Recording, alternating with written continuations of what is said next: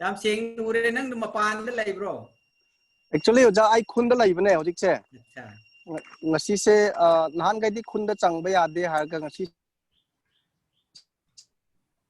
se yahan bagi, and then we don't get network, no. So I'm to a place where I get network. This is this one jungle ne oja. Oi da. Kara wangang na. Yam daw roy da. Jungle ne. Kara connection do yada nang gido kara. Nang gilay pam do kara tiyan tawo. Ado ay do yay. Okay, okay. Ado ay do yay. Hoi hoi. Oja nuai ri ko. Nuai ri. Hoi. Itaw ni. Mi kya join tau khrabra oja. Mi se ujik mag se mari ne. Okay, okay. Mga truk le dito mahawguni ko. Hoi hoi oja. We don't have any problem because we are talking about scholars na, so whoever in, let them join in between, but we will begin. Yeah.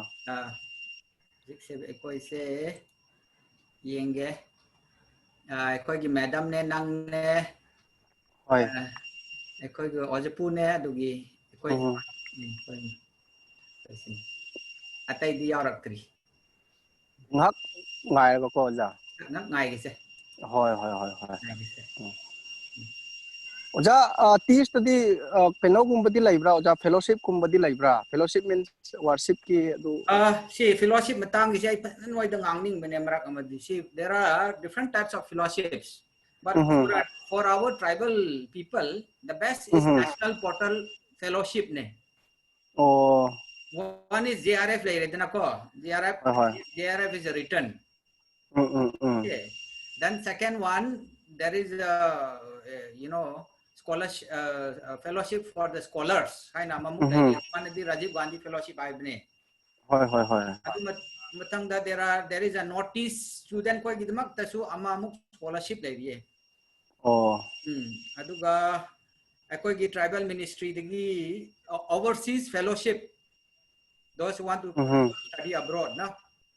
Okay. And then besides this, there are other fellowships like ICSSR, Indian Institute of Social Indian ICSR, Indian Council of Social Science and Research.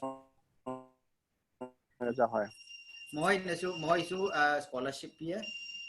And then Christian minority issue PA. In my experience, those who secure admissions here, especially our people, somehow they get scholarship. Okay.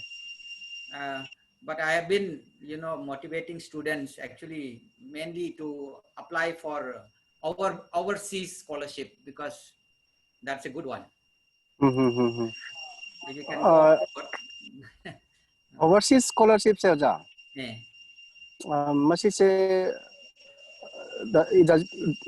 Does it mean that a person has to be doing research outside India?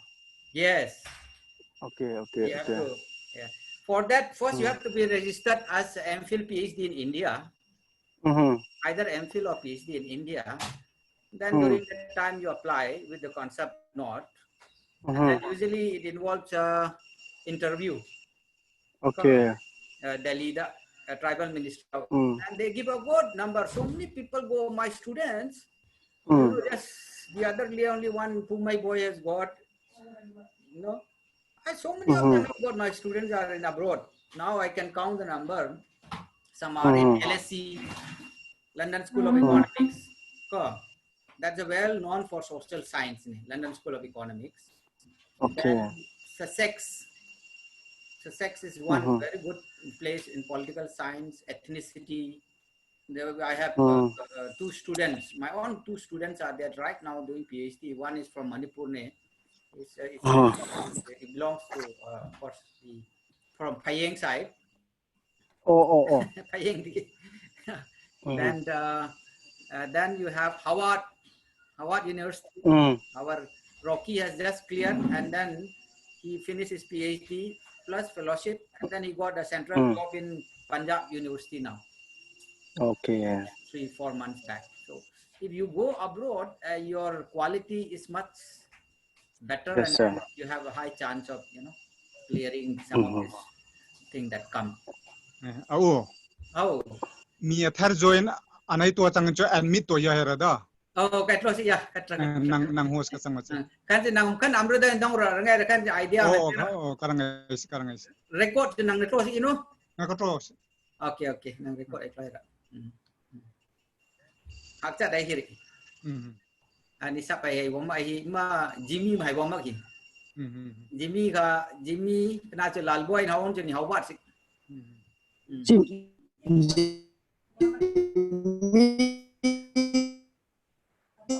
Do jama su network ngasai ai.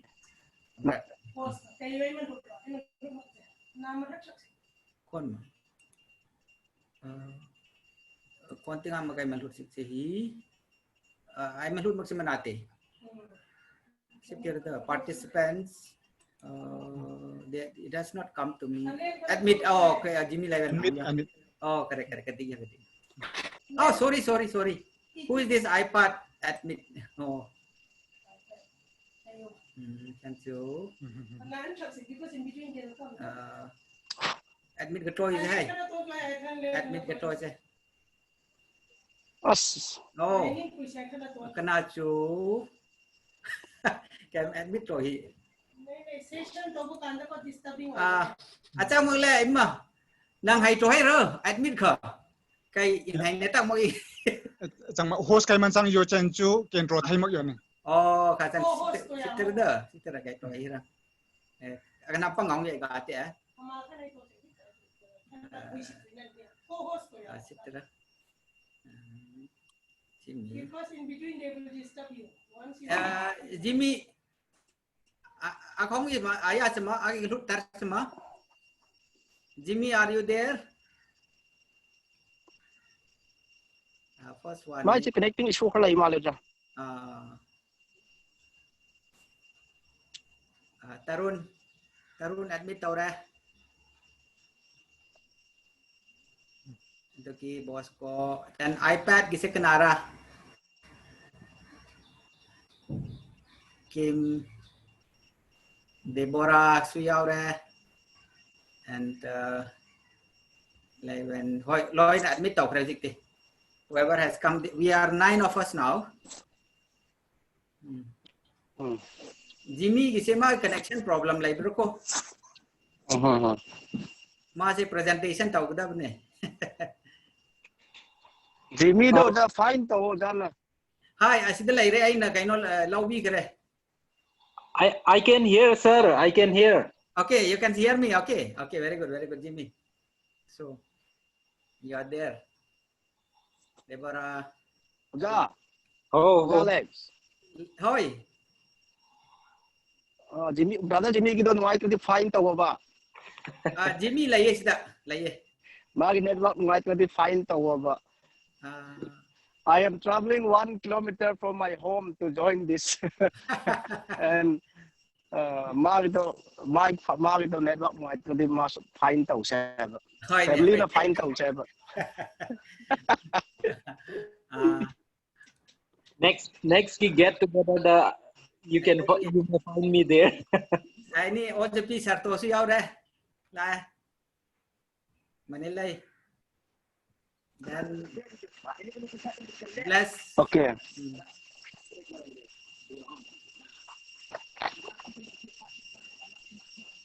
Number didung critical number yau rai koi.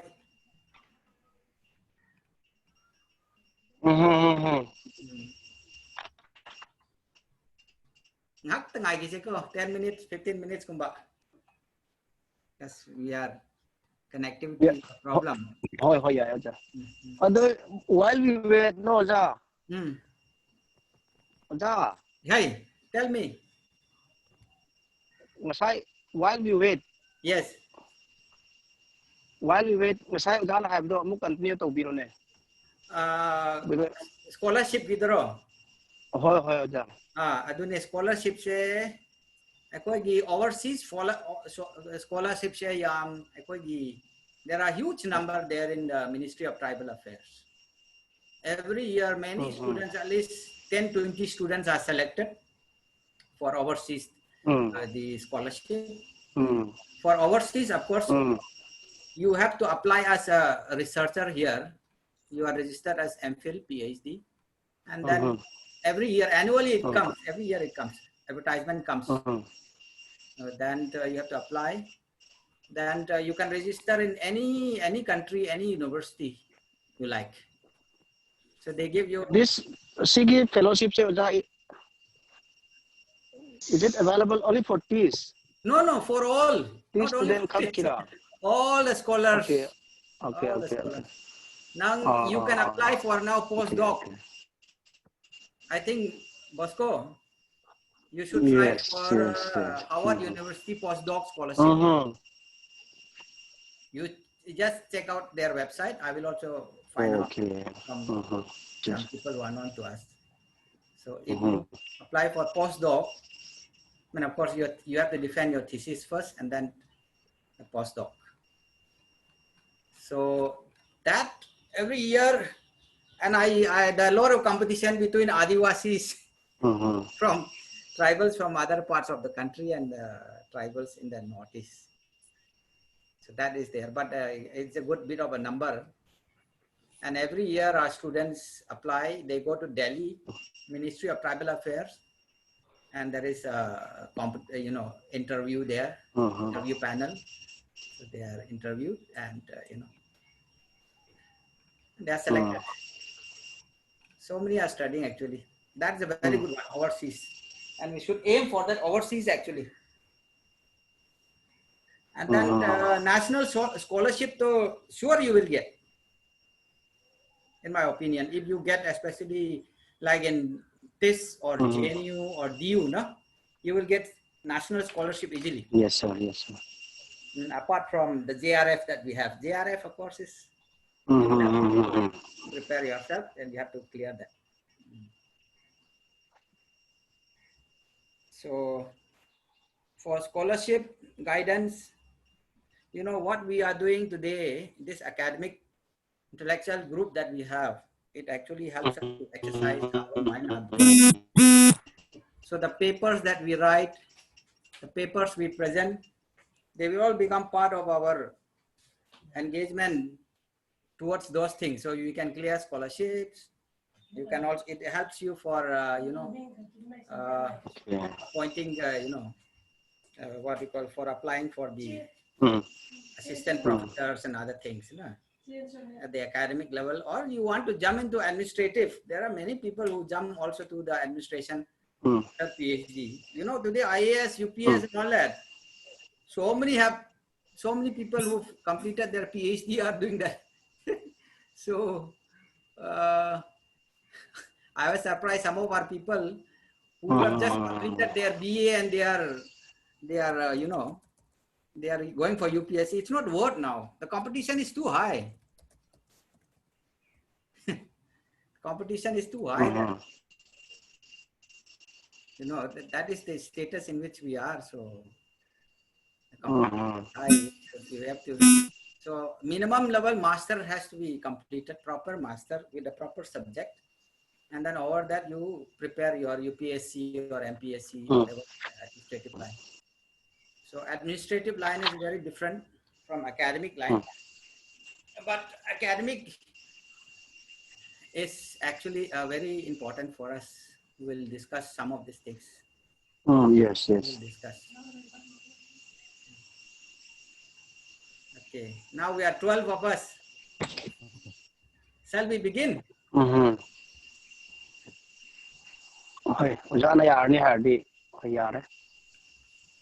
I think we'll begin. So we'll go like this. I will request Bosco Kharam Jaiche to introduce the program. Let's make it very informal. What is important is we get idea from each other. And I think most of the time we will be speaking, communicating in English. We can speak in Manipuri also. Yes, sir. But what is important is the idea communication has to be there. Suppose somebody speaks other language, he has to somehow make an effort to help us to understand everybody. Okay, that's important. So with this, I will request Bosco Jaice Kharam. We are from similar village there. So he will introduce the program. After that, I will begin with the basic concept note, because today is the first day of this meeting. I'm going to do a little bit of thinking on the concept note or the keynote, so that it helps us to understand our perspective, so that we can sit down together and think and talk and discuss and all that on that line. Okay, so with that point in mind, I'll be giving a keynote, actually slightly conceptual, but this keynote, I will also write and send it on the WhatsApp, and I want everybody to read through this. It will help you to think. It's a methodological approach. Okay, it will help you. So with this short word, I will request Bosco to tell us the program. And fortunately and unfortunately, we miss our madam, Nai Soning. Dr. Nai Soning is got a duty today, so he couldn't come. Nevertheless, he's always with us. We'll ask her to present a paper next time on women and our tribe and livelihood and this kind of thing. So she would be a person who would focus from the lens of women. Nai Soning will have a very great contribution to this group. Okay. So with this, Bosco, I request you to share the program details today. The mic is over to you, Bosco. Thank you so much, sir. And it is really a wonderful opportunity for me. And first of all, I would like to thank the Almighty God for bringing us together and to share, to put our thoughts together. And I also show my respect to Uja Alex, who is always like a fatherly figure and more than a teacher to us. So thank you so much. And with this, I would like to highlight the program that we have today. Actually, we have put it in this way: RAIM Intellectual Collective Webinar. That is the I can hear my own voice. Somebody is speaking. Yes. Actually, for the convenience of the group, all of us can switch off mute our video, and also unmute ourselves, the speaker, so that when we want to speak, we can unmute and then speak. When somebody is speaking, we can close ourselves so that the communication is clear. That's how Zoom functions, actually. Thank you, sir. Today, actually, the Zoom host should be Dr. T. Nai Soning Quering, who is an assistant professor in Central University of Jharkhand. But unfortunately, due to her unavoidable work, she had an exam duty, so she could not be part of this webinar. But nevertheless, we are thankful to her for the great initiative that she took in bringing this program and making it happen. And then today's chairperson is Dr. Alex Akub, Associate Professor, Tata Institute of Social Sciences. He will be chairing, and then he will be also giving the concept and concept note, and then RAIM methodological approach by, he will be giving this methodological approach. The chairperson will be giving right after this. Then we will have presentation. The first presenter will be Dr. Livon Jimmy Combe. So he will be giving a conceptual clarification or conceptual framework of logoization of RAIM political space. And Dr. Alex Akub will be giving a very, very much needed lecture on practical guide on scientific or academic writing. So this is what we all have been waiting. We'll be grateful to hear this. Then again, we will be having a reporting on Comrem Scholar Forum that will be taken by our brother, our teacher, our sir, K. Lalboy Kom. And then it will be followed by discussion, group discussion. The house will be open for discussion. Any queries, any question, any doubts, we can ask to the experts, and then we can also have interaction among ourselves. And with this, I think this is the today's program. With this, I would like to request our chairperson to kindly give the. And before I say this, I would like to also welcome each and every individual, each and every scholar, teachers, students who have joined this group to at least learn something from our experts today. So I hope and pray that this webinar brings out the best result. And with this, I would like to hand over the mic to Dr. Alex Akupkom, Associate Professor, Tata Institute of Social Sciences, to give his keynote address. Thank you, sir. Thank you, Bosco. Thank you for the nice introduction. And as person you are very energetic, a lot of thinking, a lot of abilities of leadering, and we really need you. We want to be with this group for always, to be able to lead this group, and also to be able to give your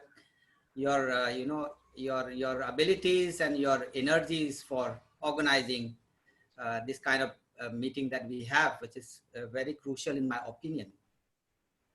So as has been pointed out, I will give you a short methodological approach of the RAM Intellectual Collective webinar. So RAM Intellectual Collective webinar, this is a conference or seminar. Generally these days, we term it as a webinar because we are doing it on the net, Zoom meeting. But what is more important is to understand this RAM Intellectual Collective. That is a big concept that is coming here. We are more or less clear.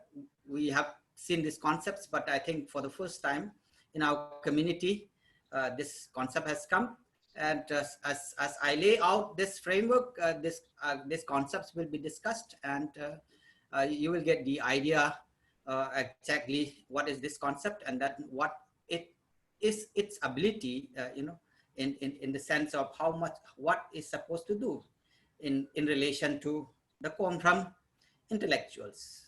So let me begin formally saying that this webinar is extremely important for you and me as we decide to embark on a new journey in the history of our society as RAM Intellectual Collective. RAM here means scheduled tribes, the constitutional category of Manipur, or largely the tribes that uphold the principle of diversity dialogue. That's a very crucial point. As I go down below, I'll explain that term more and more. Although there have been intellectuals in our community, we all know in the past, who have been responsible in shaping our thinking and the future of our society. But there has never been a recognition of the need to create a separate space like this kind of a space, intellectual, space. This has been there, of course, only as part of the religious, political, and cultural thinking. And in a way, the intellectuals are subsumed in the religious and the political, which is a very predominant, aspect of a community, and which the leaders who have made immense contribution for the growth of our community. Considering the complex social and political processes, as we know in Manipur and also in the Northeast, that we have been part of in the state of Manipur, our leaders of the community as a whole, and also the leaders of our villages have been actively responsible in shaping our society to what it is today, ever strong.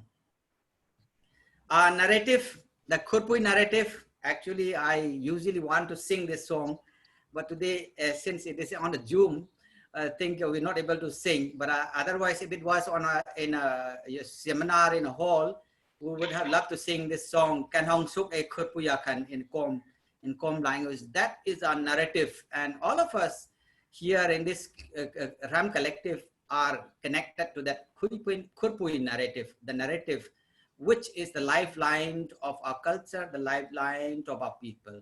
This sustains our society and is ever embedded in the social reality, and can never be erased, this Khurpui song, in spite of the fact that we as a people do not have the number and the political power. In spite of the small numerical number that we are, our narrative cannot be erased. It will be ever alive, because this is life. Life cannot be simply muddled up. Life cannot be just cuddled.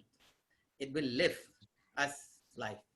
As individuals and communities in the state of Manipur in particular, our contribution to the state of Manipur is immense. We all know this. I am not pointing out particulars, but just to say we are in varied fields of the state, such as administration, we know, in medicals, and of course, huge contribution to religious practices or religious spirituality in the state, or also we are also part of the political. In fact, in the beginning years of our independence, many of our Kom leaders were actively involved in shaping the politics of Manipur. And sports, we know we are there, arts and sciences. We constitute the ethical backbone of the mutual coexistence, peace and progress of all societies in the state of Manipur. That's a very fundamental statement that I'm making, because I'm claiming that this space that we are talking about, this entity that we are talking about, this Khurpui that we are talking about, actually is based on the ethical premise of the mutual coexistence, peace and progress, especially within Manipur, and also largely in the context of Northeast. The space that we hold and stand on it reassures the values enshrined in the Constitution. What is this? The values enshrined in the Constitution, we all know, we read Constitution, especially of liberty, equality and fraternity. And here, as a scheduled tribes of Manipur, and not only that, the concept reassures the standpoint that we have, reassures the ground reality of diversity. That is the nature of law. Rem meaning scheduled tribe, and also diversity, the natural law that's diverse. Scheduled tribe, although a state construct, as we all know, in the post-colonial period, protects and promotes the ground reality, that's diversity, of the state of Manipur, as against varied ethno-political constructions. There are very many constructions are there, especially socio-political constructions, that usually have become very divisive and exclusivist in nature. There are people like you and me who are excluded or in constant threat of being assimilated or silenced. We don't know where do we belong. People, you ask you, who are you? Where do you belong? Either this group or that group. That's the larger politics in which we are part of it. The scheduled tribe construct and space that converges with the Ram space goes beyond a mere constitutional category, and in fact provides the space of diversity and plurality, which I claim is the very foundation that constitutes the social reality of the Northeast and Manipur in particular. In the context that we are at the present time, we affirm that there is no question of only one group, only one language, only one community, only one single political party. Reality is one of plurality in all senses of the term. This space that we hold, therefore, makes it imperative that the state construct of the people of Manipur, or the various ethno-political constructs within the state, which I'm not mentioning here in particular, cannot go against the law of nature, that's the diversity.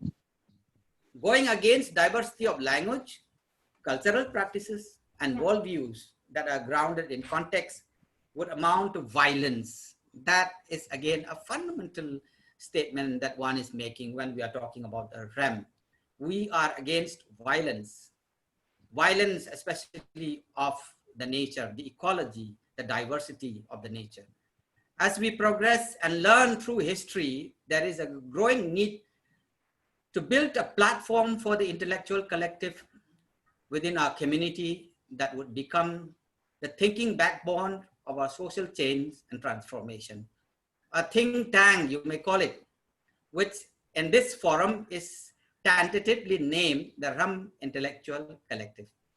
So I'm defining what is the RUM Intellectual Collective as the first initiative, the think tank of the RUM community, a name that goes beyond any nomenclature. In fact, I have removed the word COM-REM because COM is a particular concept. So one has moved towards the more generic term, more inclusive term. So I prefer to use the REM only. So anyone can, you can put the prefix or suffix based on your particular aspects. So not to learn from history and engage academically with the social transformation in the present context would be fatal to our well-being. That we have to know as young people. We cannot blame our leaders. We cannot blame our leaders that they have not given us things properly. We cannot blame our leaders that fighting among themselves. We need to think. We need to begin to think and think for ourselves and produce ideas, become a think tank that will become the backbone of the social change and the society that we want, the COM-REM or the REM or the KARAM, all the tribes that we want within that. The REM Intellectual Collective is a forum, in a sense of a platform, or you can call it a space, which needs no registration. We don't need to register.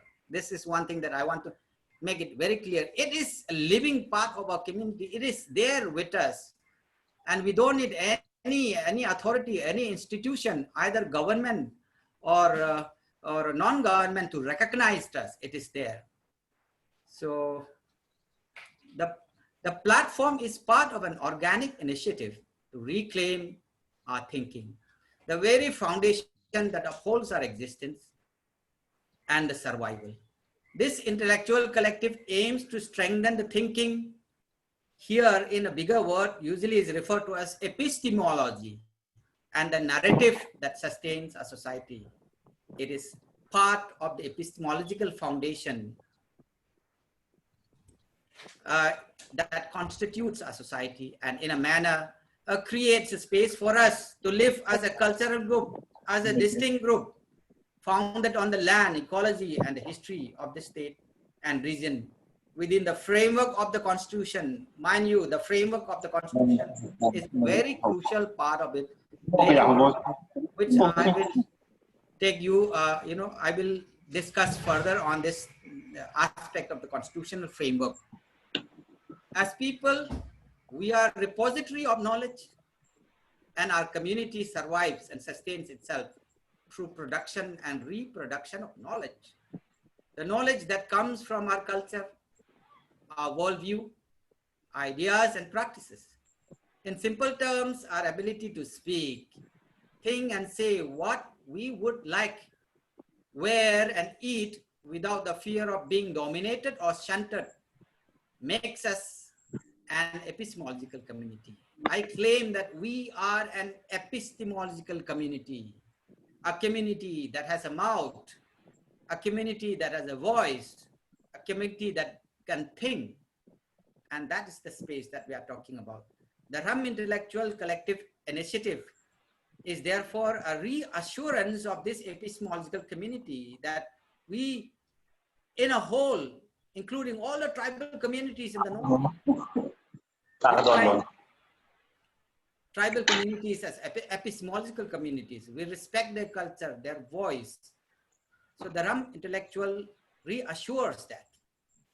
And in all its engagement, in fact, in the absence of a think tank like what we have, just now we initiated the Rum Intellectual Collective, the rational and intellectual element in our society. So mind you, make a difference between the religious, political, and the rational and intellectual element. These are three elements, and I want to make it very distinct here that we are talking about the rational and intellectual element of our community, which is a very fundamental part of it. And without this, we will not be able to stand strong against any assimilationist politics, and we would become more vulnerable to ethnic politics. You know about the ethnic politics of various ideologies that come there. Ethnic politics is generally divisive in that sense, absolutist in that sense, especially the ethnopolitics that divides and excludes, that we are all aware of, even if I don't come into particulars. We are what we are because we have our own knowledge. Yes, we can speak our language, our tongues. We have our voice. And more importantly, we have our space. We occupy an epistemological location, with particular to Manipur and also in general in Northeast and also in India. Therefore, realize the importance of this forum and engage with it.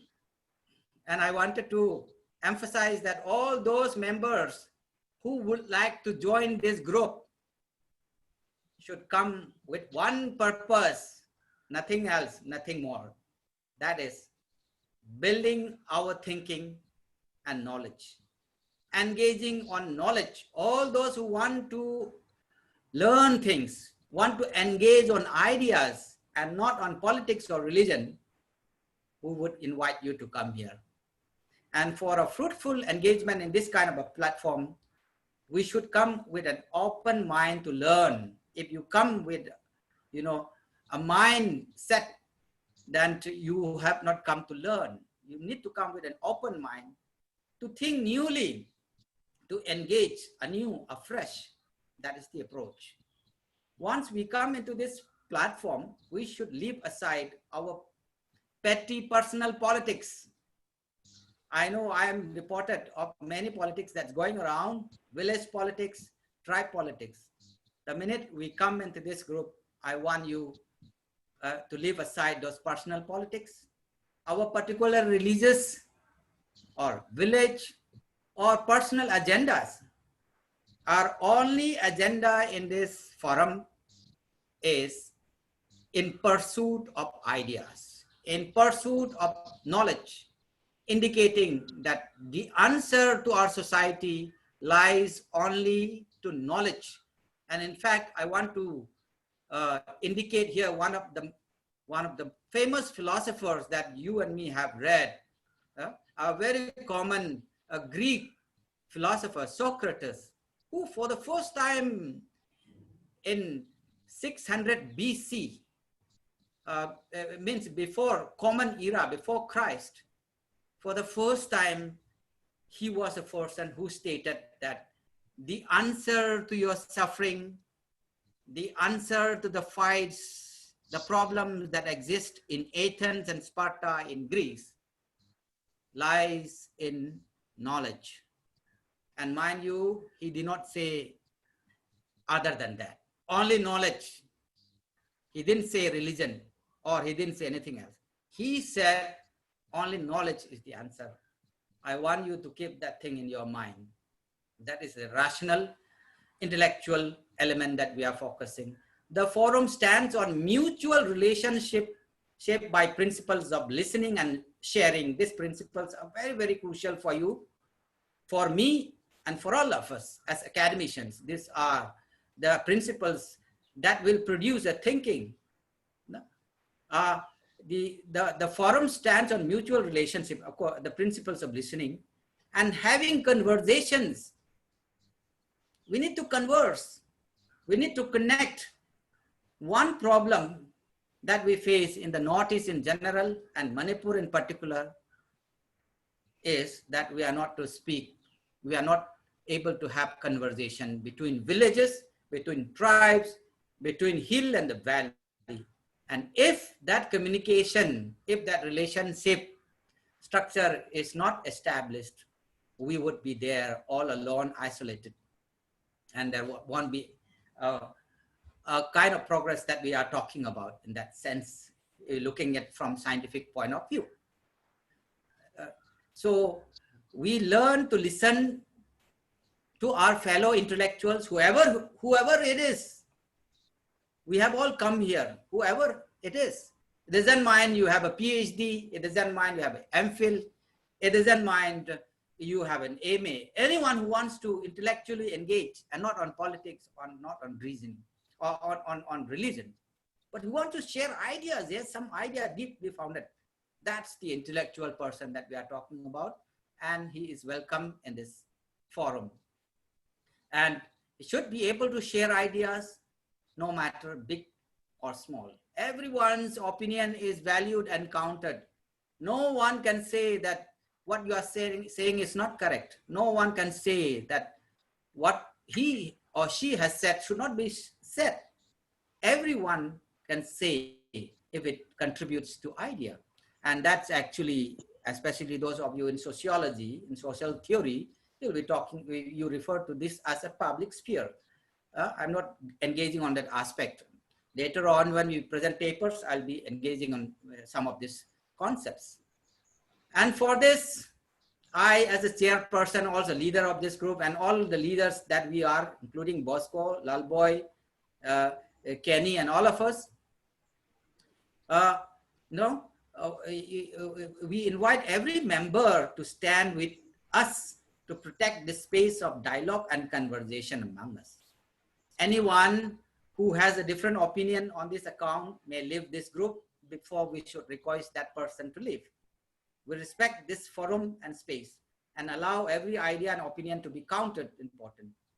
You will appreciate that this initiative is making a very important step of reclaiming our thinking space, listening to each other and having conversation between us, which has been muddied, confused over a period due to the impact of the ethnopolitics prevalent in our society. I can talk about this length and breadth, but I think it's very clear as a concept you can apply and understand the way, even within our group, how the ethnopolitics has, created boundaries between us, villages, brothers and sisters. In staying calm, listening and sharing, we will reclaim this space. We will tell and share our stories, our songs, cultural, and reimagine the space that would help us to grow as a human persons, as tribes, various tribes that we are into, villages, various villages that we belong in the context of Manipur, and also fully have capable of making decisions that pertains to our life, very important, and working towards academic excellence for higher studies. I was happy that Bosco has started asking me about scholarships and, of course, securing career and job opportunities. As for the scholars, those who are here, some of us are scholars, I know, and those employed in the universities, you and me, some of who are employed here, our aim is to learn how to think, how to write the papers, conduct research, and make ourselves effective teachers and researchers, having published papers for career mobility itself. And the group in particular will strive to take the message of education to all individuals in our communities across villages. Our maxim is accessible education for all of us. We will conduct seminars, conferences, workshops, and also do educational campaigns and career counseling camps across our villages whenever time permits us. The collective eventually also would involve in research, documentation, and publication on subjects of our culture, politics, and history, and all other subjects that are important to our existence as a Ram Intellectual Collective. The Ram Intellectual goes beyond all divisive politics. Once again, I'm stretching, and also respects the organic, political, cultural practices across our villages. We do not say, or we do not sideline the structures, the political institutions that are already there. We recognize them, we respect them. They are our institutions. We do not intend to do politics, mind you, that would disturb the existing structures that we have. We are not a political group. I want to underline this word. We are not a political group.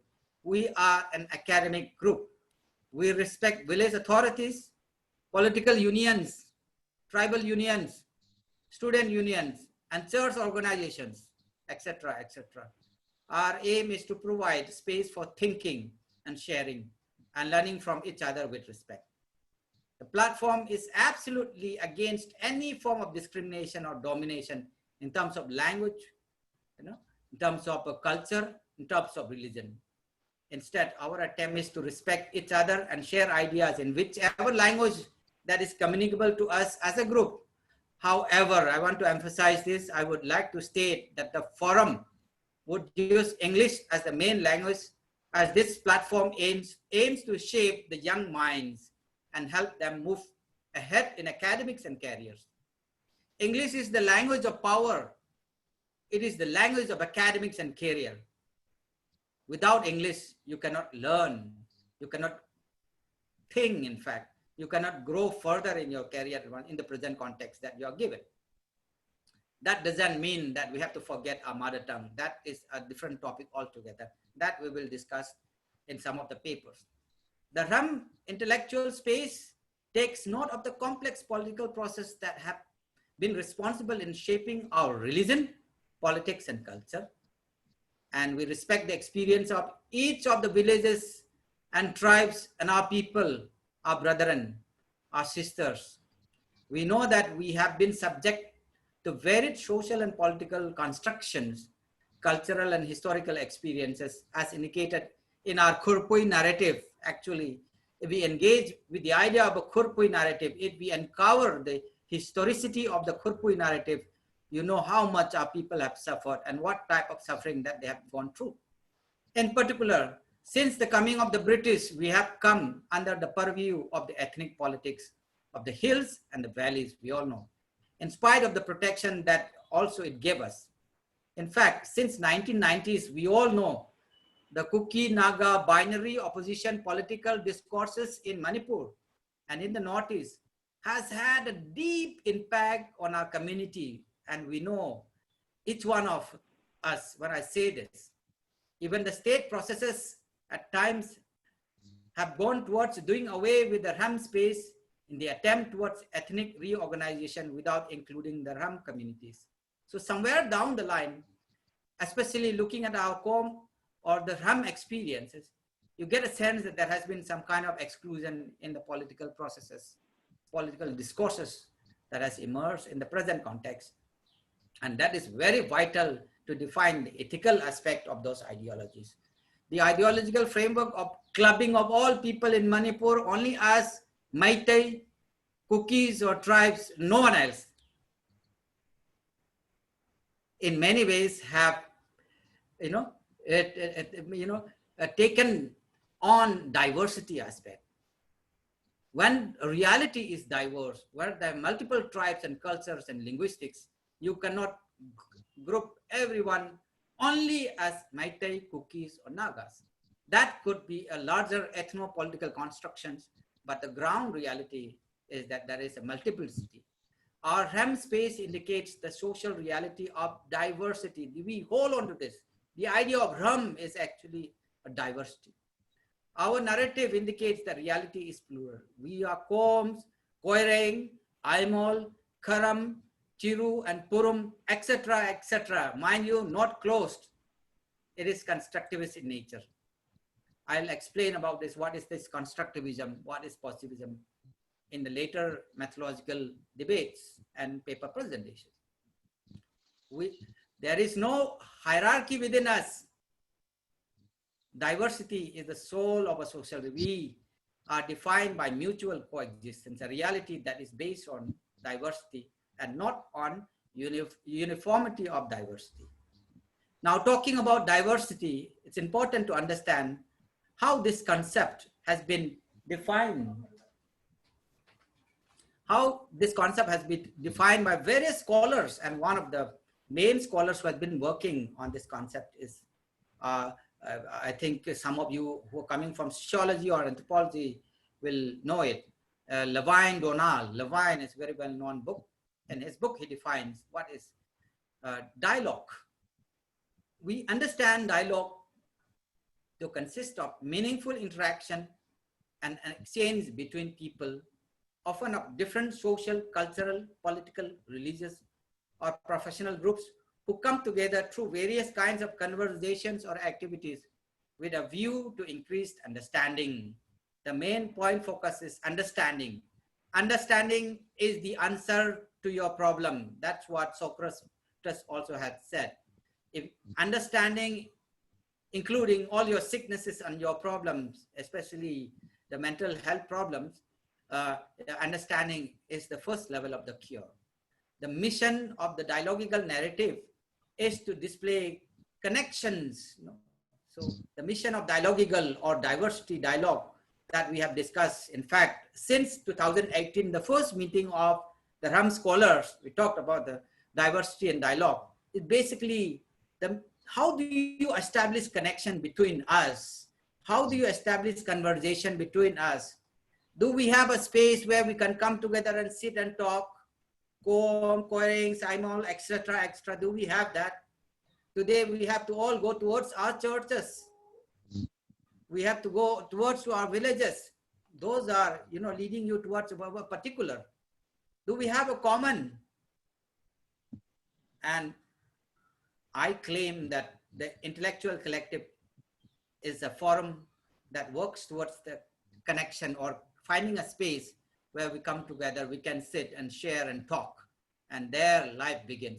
It may thereby encourage members of community who share that narrative to forge and enjoy connections among themselves, yet dialogue connects without enforcing uniformity. This is one concept. You and me as intellectuals will be very good. Many of you are talking about unity. Many of you are against diversity. You have to know the relationship between the unity and diversity. Unity doesn't mean that you have to kill the diversity. What is then unity? Unity has to be mediated by diversity. Unity has to be based on the diverse ground reality.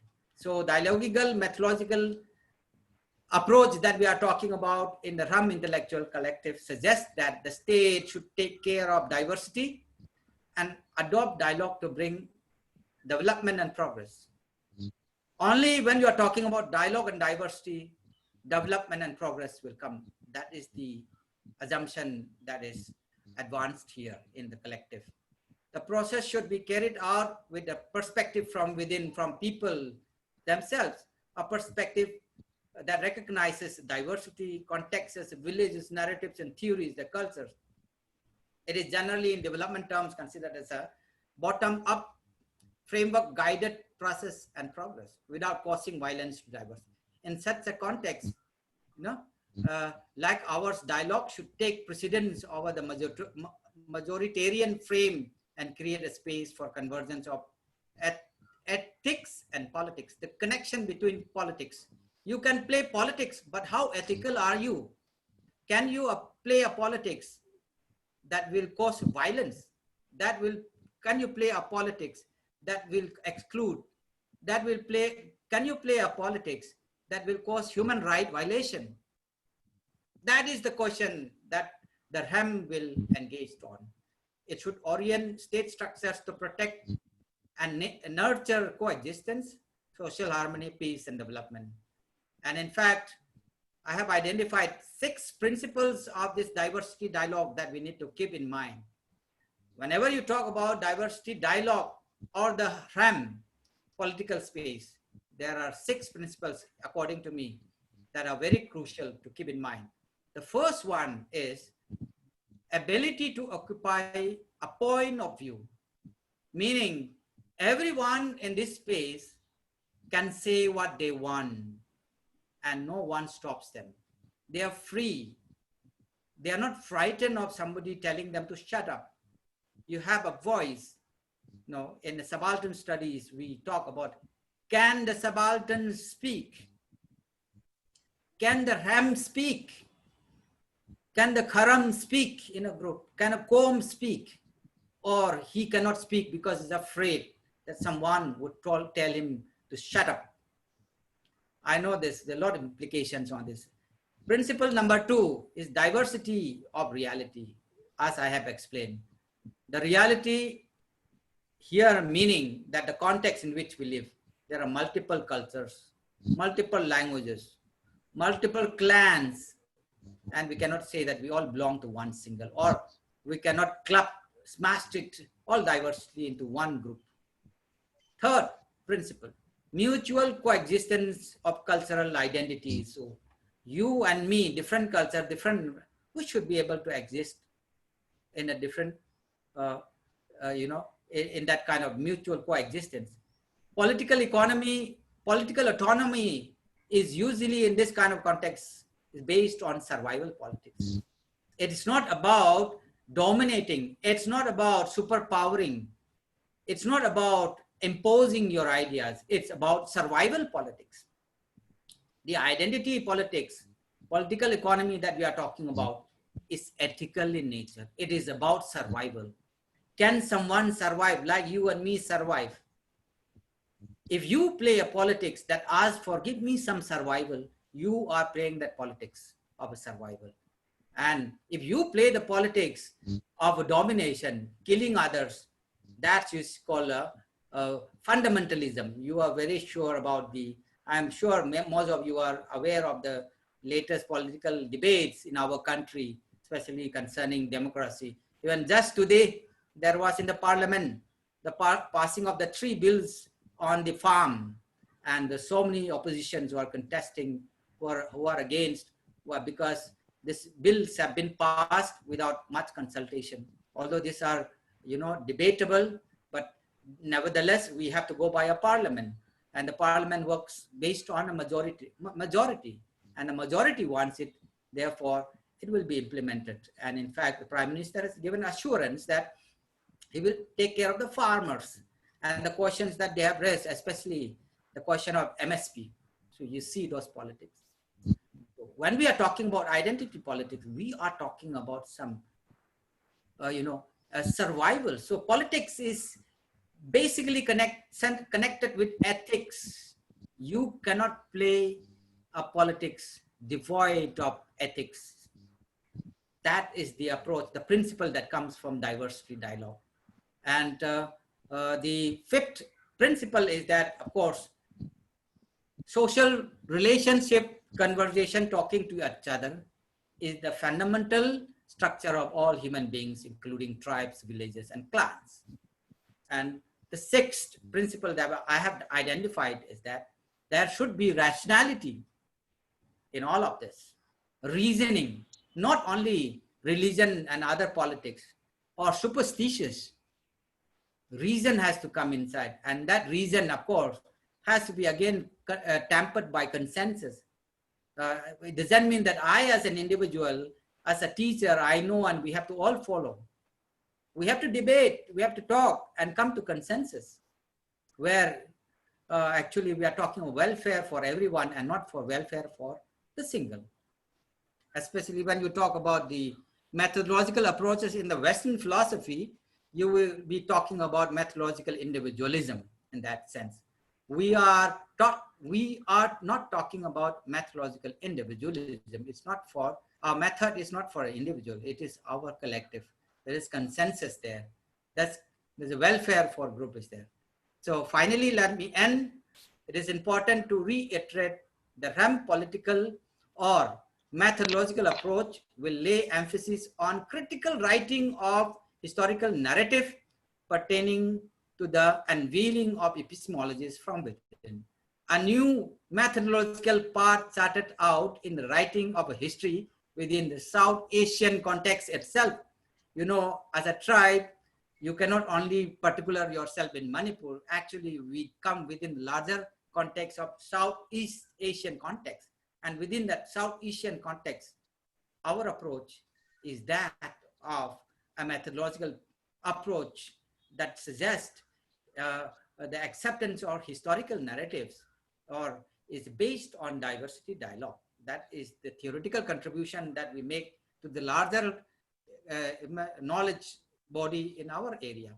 It is an endeavor to clearly articulate the methodological procedures that recognizes tribal epistemologies, their locations, their knowledges, which can in the long run become a premise of theorizing and providing deeper insights into the tribal realities. In fact, that is the place that I will be talking about later on.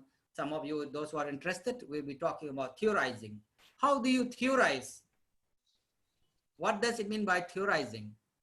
And when we say theorizing, is it objective or subjective? Can the Combs theorize? Can the Kharams theorize? Can the Aimol theorize? Yes, they can. That's the approach of the Ram Intellectual Collective. With this short, of course, little longer than short note, I thought it was important to clear this idea in your mind so that we would be in the same platform in the coming days when we'll be engaging with ideas. With this word, I end my keynote. Thank you so much. And I would request Bosco to invite the next person to take over the mic.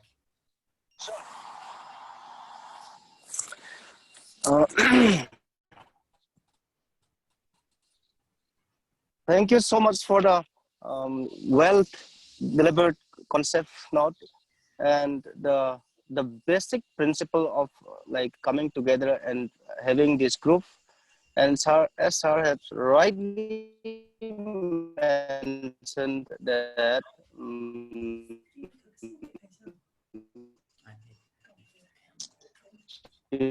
this group basically is formed purely, I think everybody will feel free to express, connected with knowledge and intellectual in days to come and even now. So that's why I said that Ujai is more than a teacher. He's very dear to us, and then he's very fatherly figure, and then so we can always feel free. I do not know why, but I feel free with him, and I like him a lot. So thank you, sir, once again.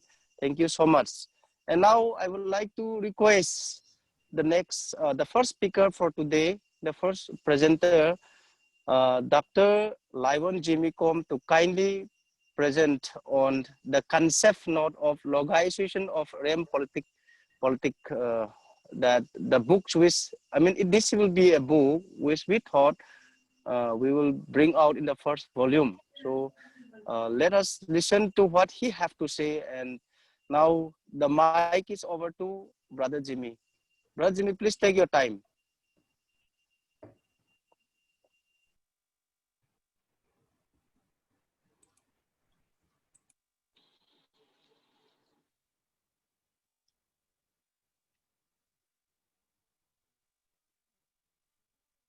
Okay, so Brother Bosco, am I audible? Yes, yes, Jimmy, you are audible. You are audible. We can hear you. Okay, go ahead. Yes. Thank you very much for giving me this opportunity. And I'd like to thank Oza Alex also, because he has been our guide in the sense, right from reading his thesis, the one that that's there in the Shodakan, and also the presentation that he has made before. I think his idea was very much there, included in this, even in this book also. And yes, to begin with, it was drafted in a nutshell because we begin with kind of interaction in the WhatsApp group that we have. And the name itself was proposed here. So it was proposed in a nutshell, and I think it has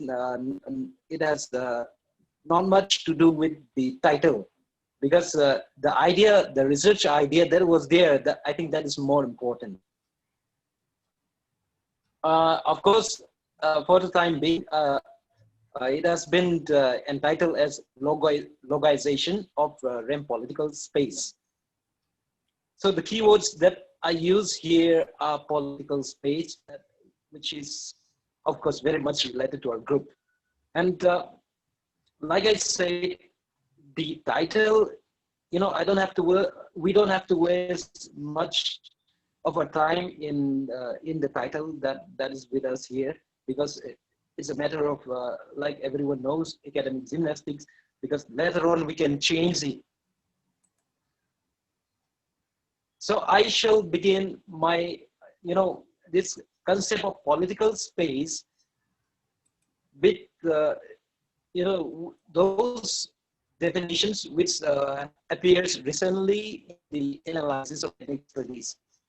And I'll pick up only one definition out of it.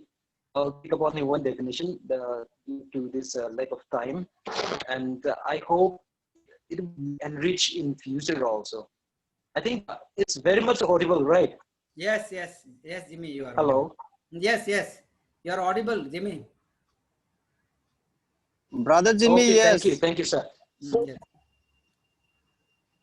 I was a little bit worried about you, because where you've been hanging your camera up there and just pausing it that way. Otherwise, me here, I sit quietly, and just you might have seen me here, right? Yes. Okay, so back to my presentation. I will begin with this question. So what is this REM political space? Let me begin with this one. So the definition of ethnic spaces employed in the study focus on spaces where members of the group make identity claims, they draw the boundaries, resist the dominant culture, jockey for power and position, and encourage, transform, reproduce, and celebrate certain identities. Now, in our case, it is the REM, common, whatever it is, ignore and restrict others. So I derived the definition from Kaya Ilhan, from geographical review. So that from that journal, I derived this definition. So a space is, like I think we might have understood these things from our graduations.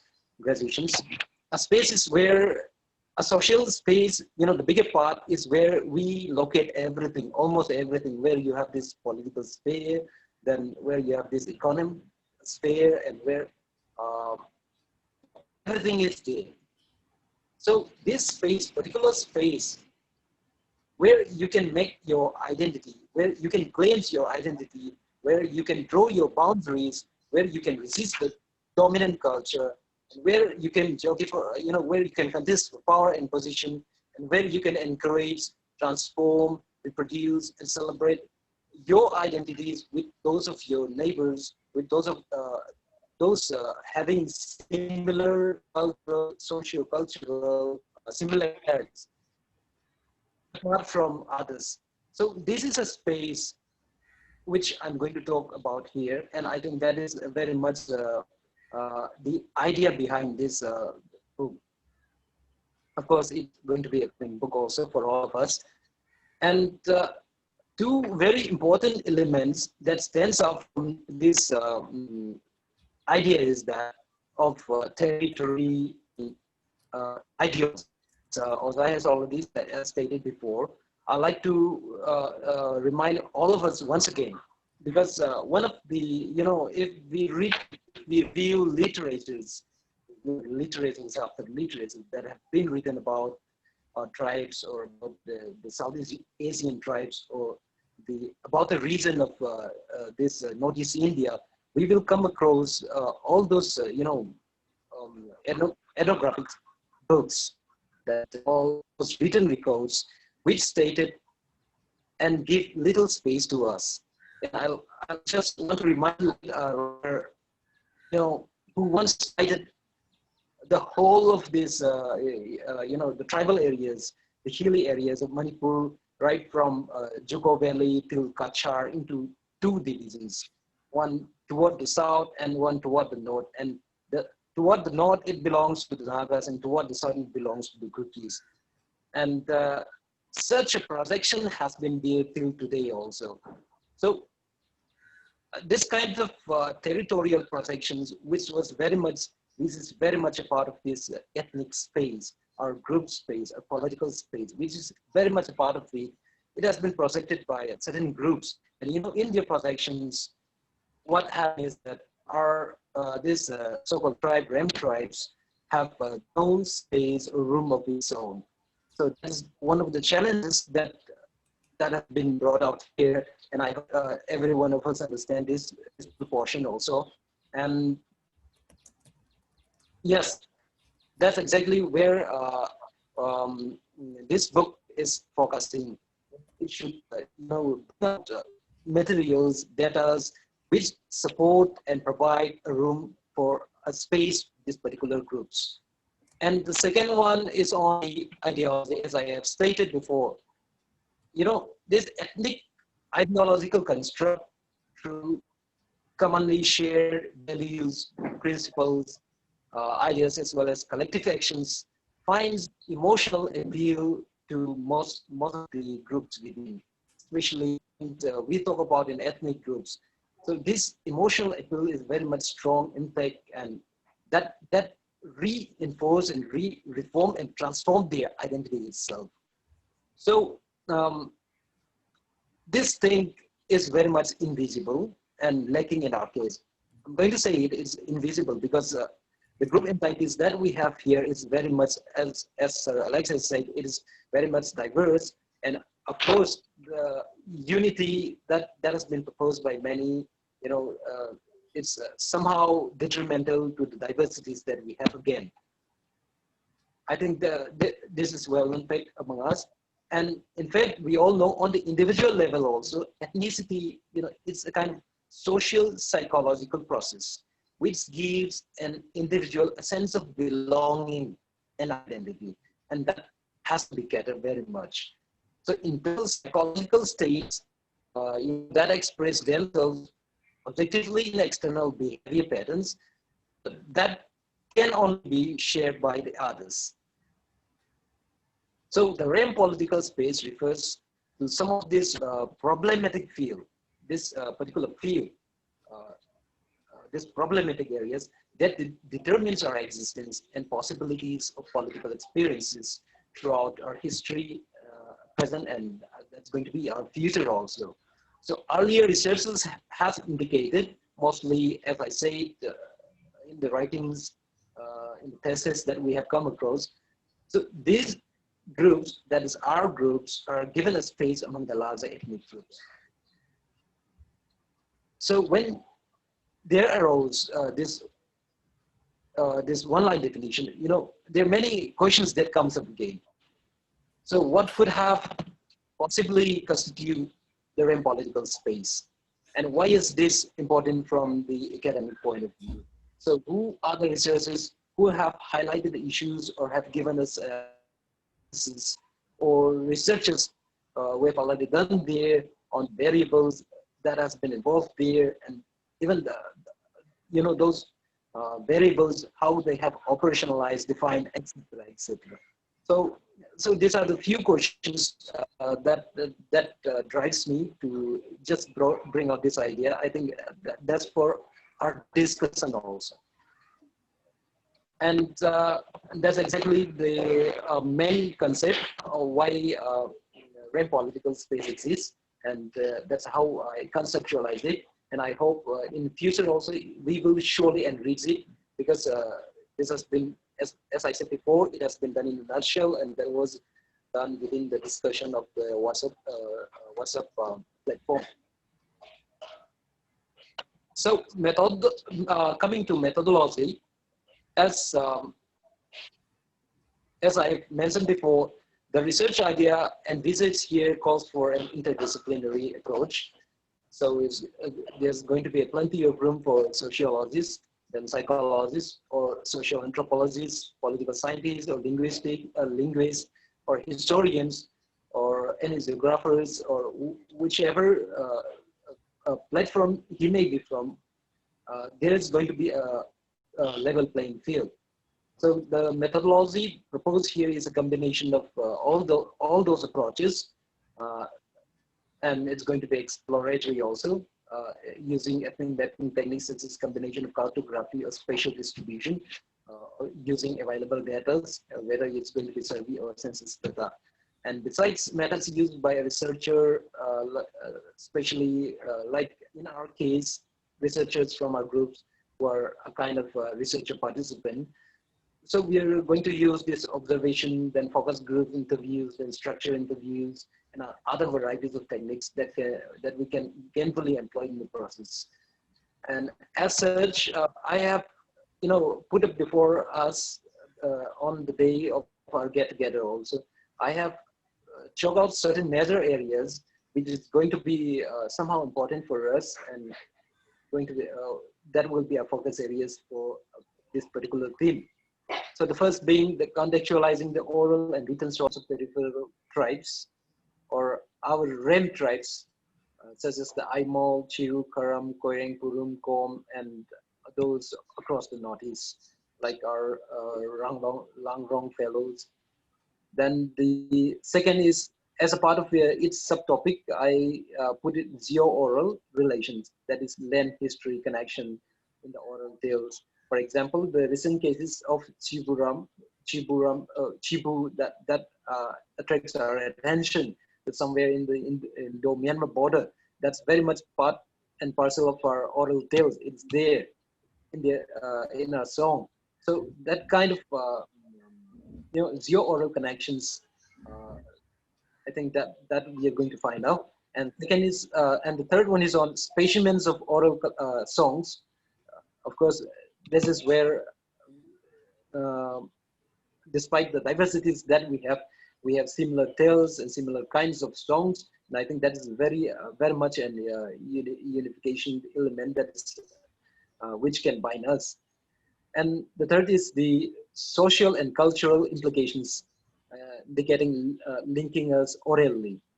So those are part of the first contextualization program that has been there, first initial part of the chapterization. And the second is on the colonialism and the beginning of ethno-historical record. And I think I need to mention on that because many of us have definitely gone to it. And the third is on identity, media, and cultural pluralism. It's on cultural symbols, the kind of, the many symbols that we still have that remains unexplored, which other tribes and other groups didn't possess, but all of us have possessed in us. And I think they're going to focus on that. And besides the indigenous art forms, the indigenous knowledge system, then other form of audio-visual art forms that's there. And the fourth one is on the struggle for ethnic political space. And I think this is very much related to the concept note that has been given before, focusing on starting from the impact of Kuki rebellion, then the implication of tribe recognition, the Hill tribes, Hill Valley divides, then the Kuki Naga classes, and the case of the IDPs, etc. And the fifth is on the language politics, the case for standardization and dialects. And I think politics is very much here, and I hope this particular section will get into that areas. And the sixth is on the politics of the church. I think I did not mention on that because we already see it. And the seventh is on the electoral politics, especially the constituency divides. The kind of despite the fact that we all have this numerical basis for being able to elect representatives, but we are so much divided. We are so much, dispersed. The special distribution of our electoral constituency is in such a way that even in the near 50 years also, we won't be able to have that kind of elected representatives. So these are the few topics that I have brought out here. And I think the dice is thrown open to our platform in case any kind of clarifications is needed from my side. Over to you, Brother Bosco. Once again, I would like to thank Dr. Laiwan Jimmy Kom for the skeleton, I should say, presentation of the book on localization of realm political that, and as he have said, there are a lot of things to learn from this book, and all together we put together our mind, we put together our knowledge, and try to bring out this book in the near future. That was what we discussed last time also. And thank you so much for maintaining time, and thank you so much for your presentation, Brother Jimmy. Thank you so much. Now, proceeding, we would like to, I would like to request We can. the chairperson, Yes, the yes. chairperson, Dr. Alex Okukom, the most awaited talk, I should say, first No, for me. correct. Before So, that, if there is any question you want to clarify with Jim, if we put that at the end part, sir, put it at that part. Okay, okay. yeah, we note it down, and then Okay, to have the flow, I'm saying.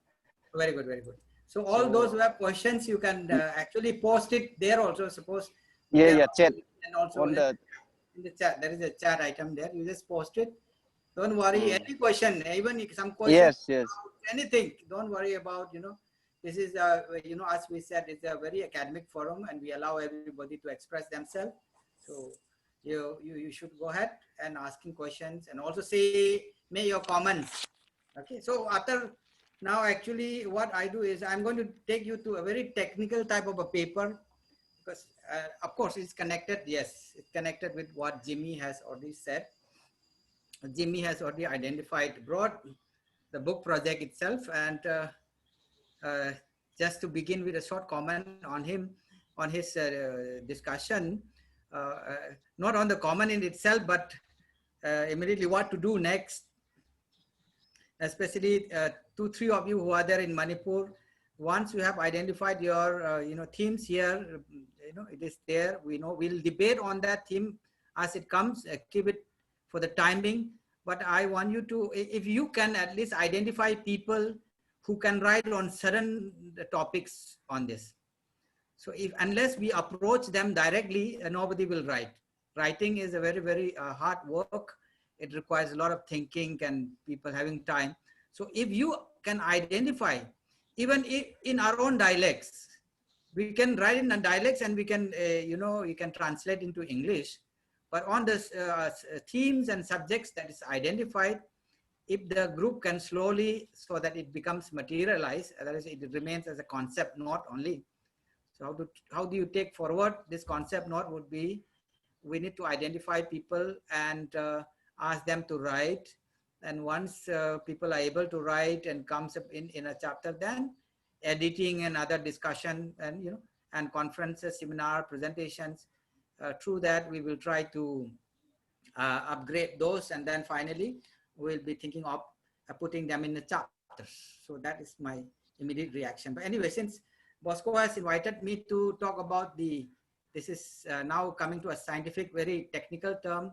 I'm sharing one file here. Can you see this? Yes, sir, we can see. Okay, this is very important, because I don't want to, it's not simply I'm talking about ideas, but I'm giving you a very practical guide of writing a paper. So writing a paper also, it's similar to what we are talking about chapters in a book. So now Jimmy has identified various themes across those 5-6 chapters, various themes. So each of this chapter has to be written in a very scientific manner. So this guide, practical guide that I'm giving you, will try to follow this. And for editing purposes, of course, I'm there. For any presentations that we are going to have in our intellectual collective forum in the coming days, I want papers to be, written in this format, so that we all get into start writing. So even if it is one simple concept note, 10-12 pages of concept note, so we should have a concept note in our hand, or some write-up in our hand, and then come and present. So Bosco, for the next, to begin with, we should invite papers or persons who would like to present in our next seminar. So accordingly, we can fix the seminar in the coming days.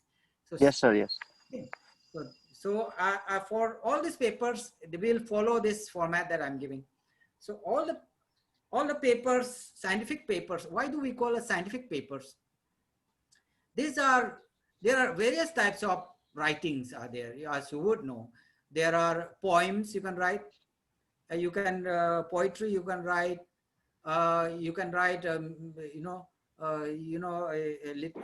literatures of different kind, but when we are talking about novels and other things, but when we are talking about scientific paper, here we are talking about academic, research based.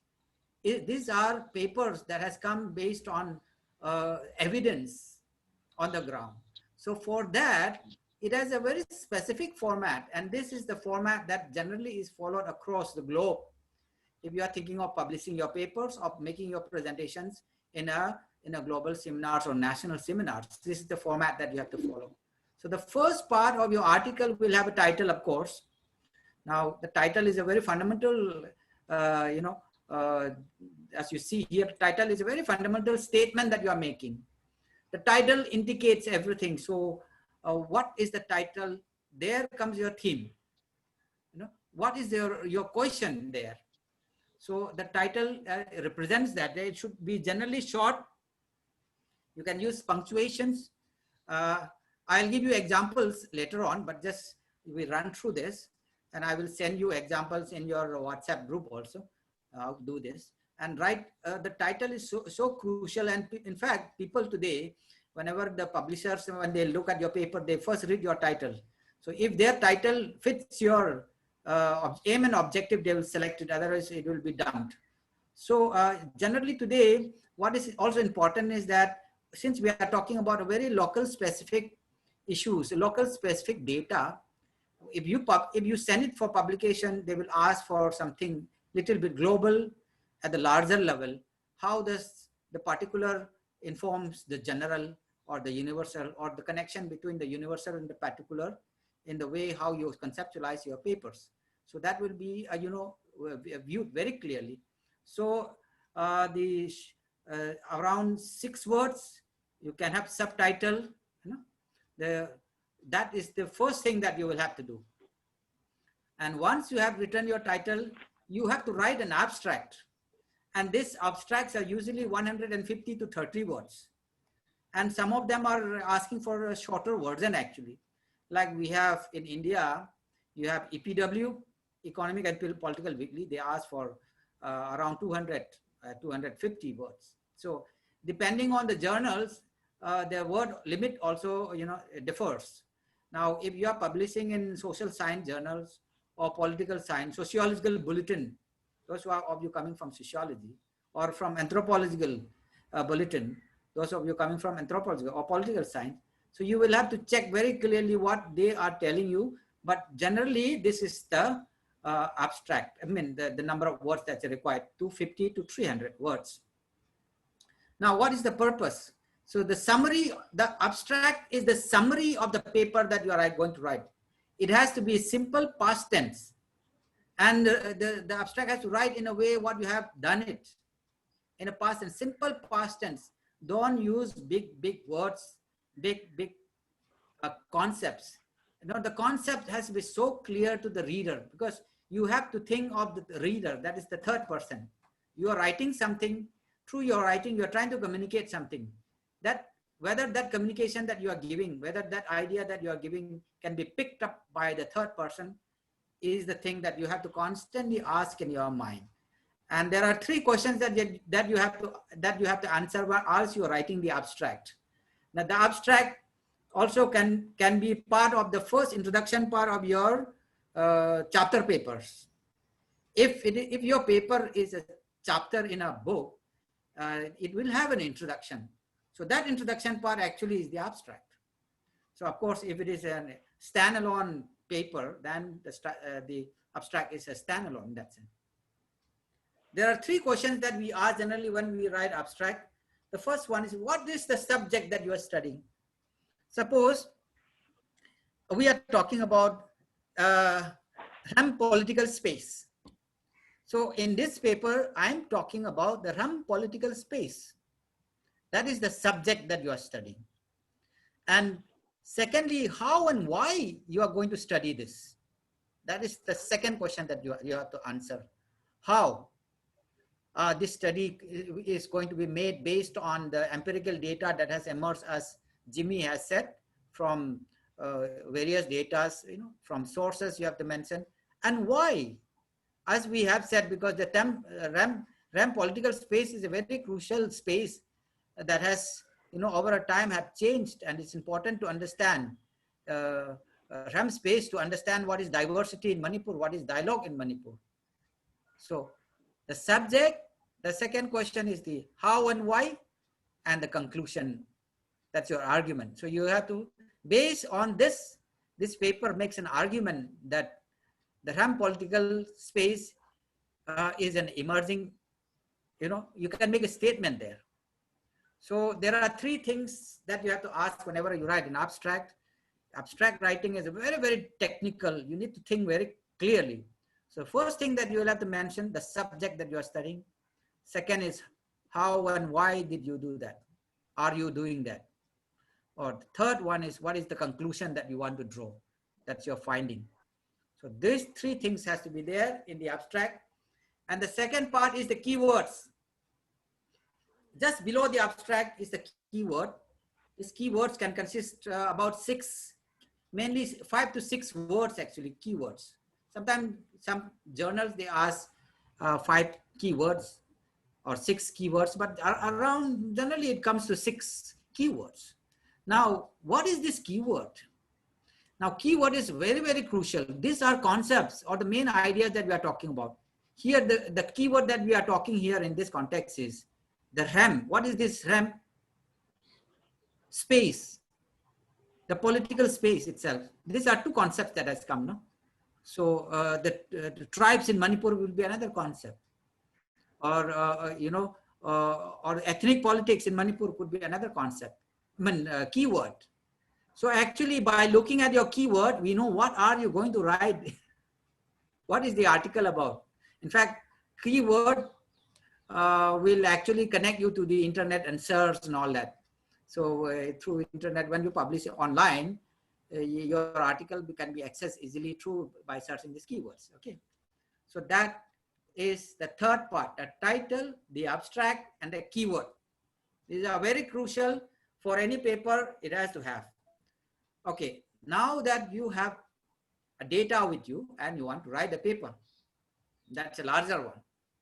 Now you have identified your title, you have identified your abstract, and you have identified your keywords.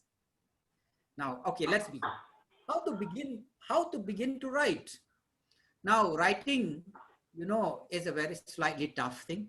Writing and reading and thinking and discussions and seminars go together. You cannot write simply sitting down in the corner of your room and thinking all of it will not come. Your hand will not move. Writing is such a tough thing actually. But for those of you who have the identified or understood the meaning of writing or experienced the writing, will begin to write so nicely, so easily. It comes flowing. In fact, let me tell you this, we come from a culture without much writing culture. We don't have this writing kind of a thing. Nowadays, these young people, our children, they can write very easily. I remember in our, after metric, even metric also, I can't even write one paragraph, even one poem. Now children are writing essays and poems. Our children here are writing. They just passed metric, they are writing novels. So it also, to do with your abilities, to do with your reading. A person who writes always is reading person. You have to read, and especially for scientific paper like this that we are talking about, you have to read all the articles that has been published under the themes that you are talking about. The RAM, political space, ethnic politics, no? State politics, whatever within that, you will have to read everything. Once you have read everything, so much of idea is in your mind, and writing comes generally from there.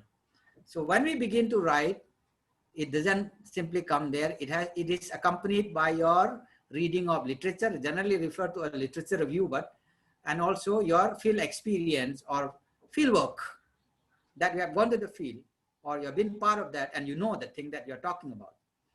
So usually it begins with the introduction in the paper after the keyword. The introduction is about 1,000 to 1,500 words. So the first introduction of the COMRAM, suppose here the RAM political space we are talking about, we have to introduce the rationale, the situation, the context, as Jimmy in the first chapter said, that this is, that you have to, within the larger ethnic politics of the Northeast, where is the RAM, and how identity politics are there, survival politics, ethnic politics, exclusion, and the spaces for reclaiming some of the spaces where, based on recognizing diversity, and not only putting them under, clubbing them under all ethnic groups. So that introduction has to be based on your reading the literature actually. So the format is usually in present tense, refers to the established knowledge, and generally you're talking about the literature review and introduction. So the introduction part here we are talking about should be so clear with the available literature. So you know what are the literature in terms of the nature and the scope, problem, the context, what are the hypotheses, what are the approaches, what are the gaps that are there, and within this gap, how are you trying to fill that gap? All of those constitutes your introduction. It has to be about 1,000 to 1,500 words. The next part is the method or the methodological process. Is 500 to 1,000 words. It's a little smaller than that. So describe what was done empirically. The methodological process, what have you done? How have you arrived at this data? Is it a secondary data? Is it a primary data? Is it an ethnographic data? Is it an archival data? That you will have to write. And that too in a simple past tense. So stating the methods, processes, type of data and sources tool. That is the second paragraph or part in your paper. And the third one, once you have put that, now you have your data. What is your data there? What have you found out? And that this data has to be presented properly. It could be thematically, it could be in a case format, or it could be in a narrative or content analysis, but organized logically, thematically. It's very important to organize the findings in a logical manner. There should be a connecting line between all the themes that you're talking about. Okay. So the what and where and the logic, thematic categorization, the codings, descriptions, comparisons, observations, and calculations. That all of this has to be, has to come under this, the findings or the result part. This will require you to write at least, 2,000 to 3,000 words. 2,000 to 3,000 words, at least you should be able to write. This one is a substantive part of your article.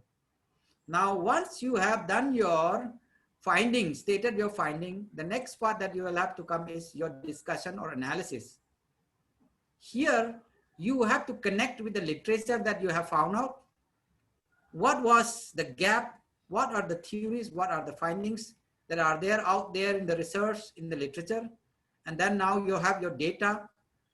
And what does it mean now at this present context? Show the relationship among the facts and observations, put the results and findings in context of previous research, bring in literatures and other researchers, make your argument. Then present emphasis on, established knowledge, present results, the why, the trend, the relationship, generalization shown by the results, and any exceptions, outlining data, your agreement, disagreement, why. So the question of the why actually is very important one here. The question of the why is answered here in your analysis. So in simple sense, analysis means finding a connection link between various concepts pertaining to this subject that you are writing. So and then finally you come to conclusion. The conclusion summarizes, these are your principal findings.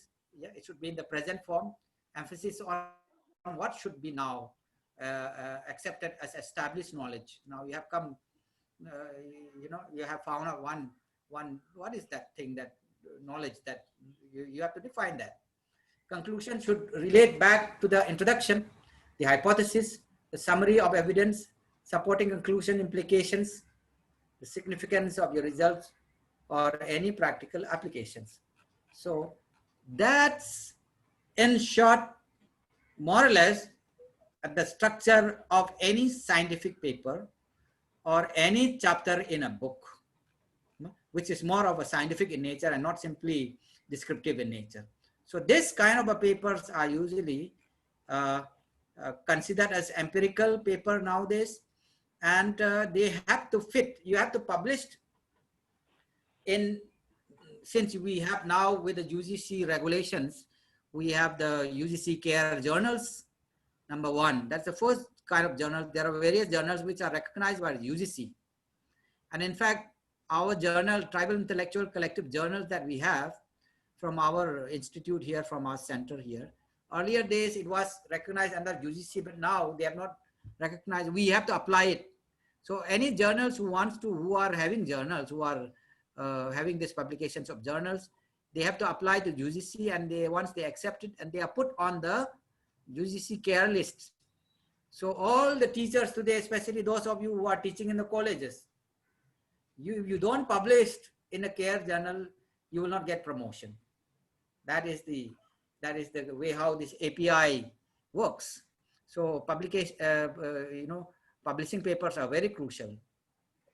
And in fact, even for entry level assistant professor, many people have published so many things when they come here. And some of this, whenever job, the job field is so competitive that you need to have all these things in you. You have to start writing. You cannot sit down quietly.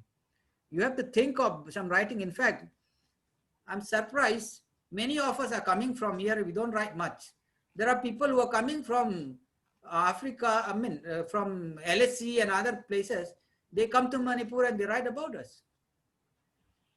We don't have the writing, habit, writing skill. Thank you. So that is the big gap. We need to write, and writing, you need to decide. You have to be proactive. You say, I'm going to write today. Every day I'm going to write one paragraph. And not only that, I'm going to search for journals that will publish. So now we have the forum with us from Intellectual Collective.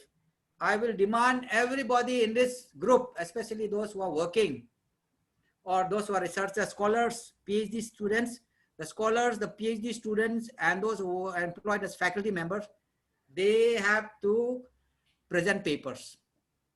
This is a mandate for this forum, and we will learn from them, and also they will learn and they will finalize their paper from here. And of course, we are here as a person who have been experienced. We will guide you to where you can publish either in UGC CARE journals, or what they call it, those journals which has Scopus or Web of Science. Those are all international journals. Like there are a number of journals under SAGE. SAGE is a very major international publications. They have many journals which come under a Scopus and Web of Science. If you published in any SAGE journals which has category of Scopus or Web of Science, your paper will be accepted by UGC, or your paper will be accepted as a paper for you promotions or for applying for a job in a college or in a university. That is the mandate. So you have a UGC CARE journals, or then secondly, you have the journals which comes under Scopus or Web of Science. And thirdly, there are also other journals which are recognized by Government of India, some certain government institutions like ICSSR, or sometime in national education, NEPA, they have certain journals which are recognized as important journals for policy research and policy related publications. These are accepted by UGC. But mind you, the best, the surest way of writing journals and publishing to be accepted as for your career advancement is to those journals which come under these UGC care journals, or those journals which has Scopus or Web of Science. So that is the first thing that you will have to remember. And secondly, I will be discussing with you by and by on this referencing style. I'll show you one here. One more referencing style. Usually there are various ways of doing references to an article. And this referencing is so crucial. The fact that you say that this is a scientific paper, you need to have a reference. Without a reference, you cannot write a scientific paper. A scientific paper is based on certain referencing styles. So some of these referencing styles, I'll just share with you. The best one is, or not the best one, but those which are more or less followed is this. I will be posting this PDF file to the group. You just check it. Okay, I want you to follow this. I've given you here a table which has 3 types of referencing styles. One is a Harvard referencing style. Second one is APA referencing style. This APA referencing style is very much followed, and I want our group to follow this one. And IJSW referencing style is very specific to my institute, because I come from social work. This is called Indian Journal of Social Work. This also has got a Scopus category. So you need to follow this. I will not go into details because this will take us a time, but this is very technical. You just need to follow this. If you don't follow this, people will not accept as your paper. Then there are other things. This is for references, like in-text reference.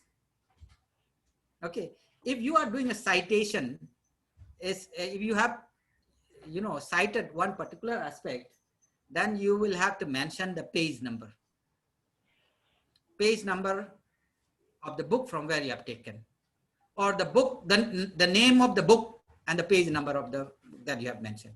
So citation for direct quotations, the name of the book and page number is compulsory. Suppose if you have not directly quoted, only ideas that you have taken, you can do a in-text citation, which is called, where you can give the name of the book only. How is the name of the book given in a text in an article? They give only the surname and the year of the publication. So within bracket, okay, I have taken from Akhup 1999, whatever that book. No? So my book, whatever I am writing, my surname, here it happens to be second name. So it always goes by that. And then the year of the publication. So, but if I have quoted some paragraph, then I'll have to mention the date from where I'm taken. Be very particular about the source from where you have taken. Don't simply write things. You cannot conclude things. You, as scientific paper, you have to bring the data and you have to show from where data that you have taken. Why you are saying this? I'm saying this based on this book. What is that book? From which book, which number, which page number, you'll have to cite that. That kind of a very rigorous thinking is required in writing a scientific paper. Otherwise, you will not, your paper will not be accepted as a scientific paper. It can be accepted as any essay and other things. But for a scientific paper, you need to follow this system.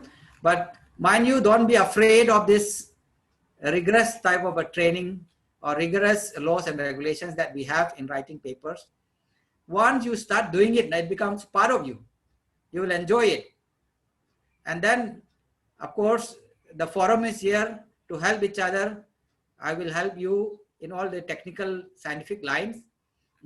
I mean, generally when we have time, we will go through.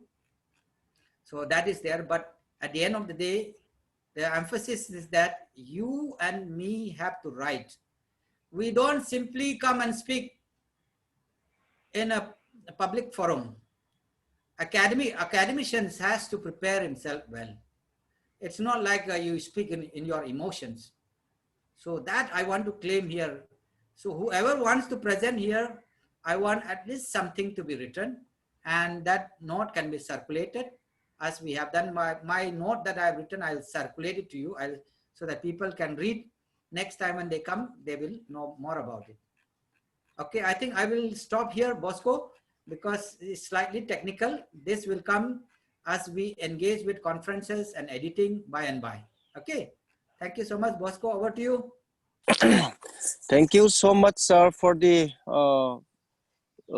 presentation that sir has made so systematically about the scientific writing. And as sir have rightly mentioned, then everyone has to present.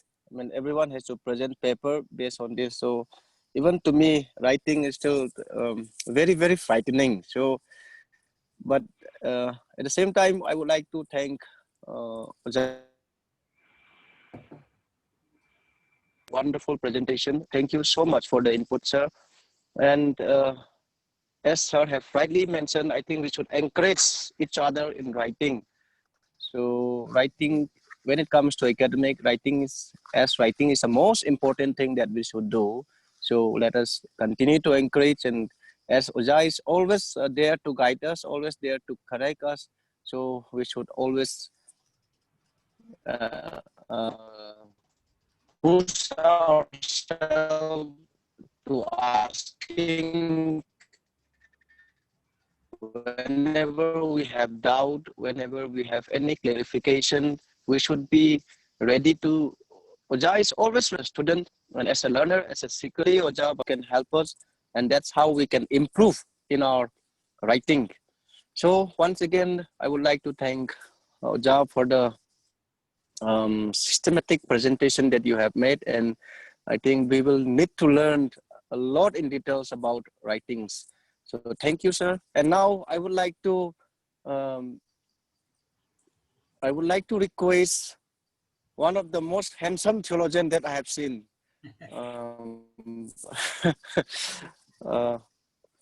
Koige Oja, who is also the dean of this Grace Bible Academy in Chorsanpur.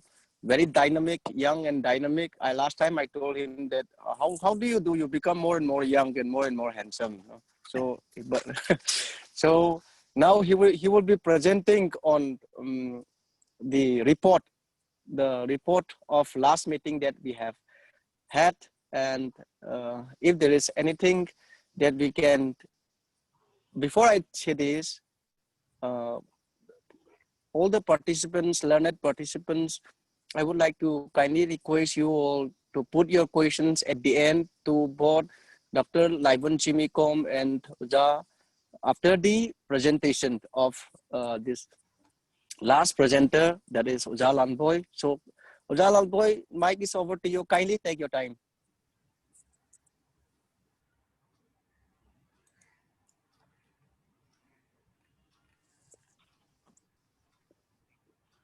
Lalboy is there or not?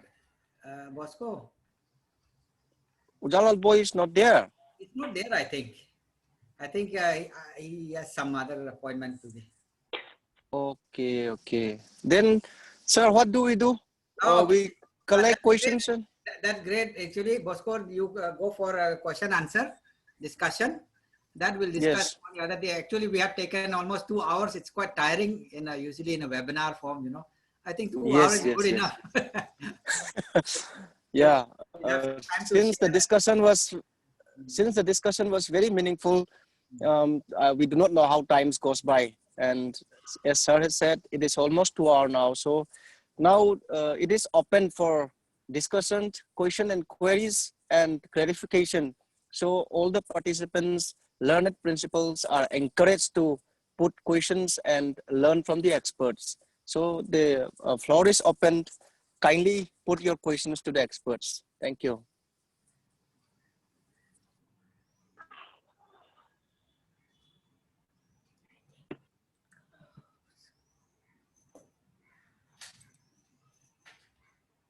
Are you the admin? Yes.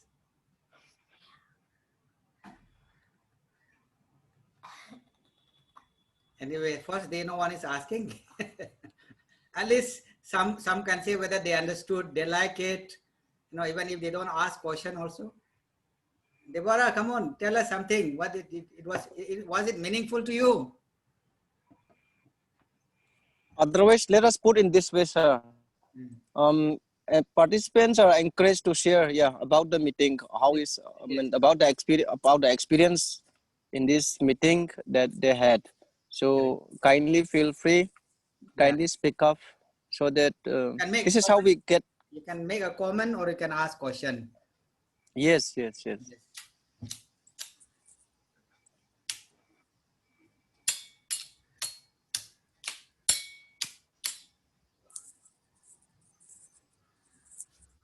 Come on, Deborah, tell us something.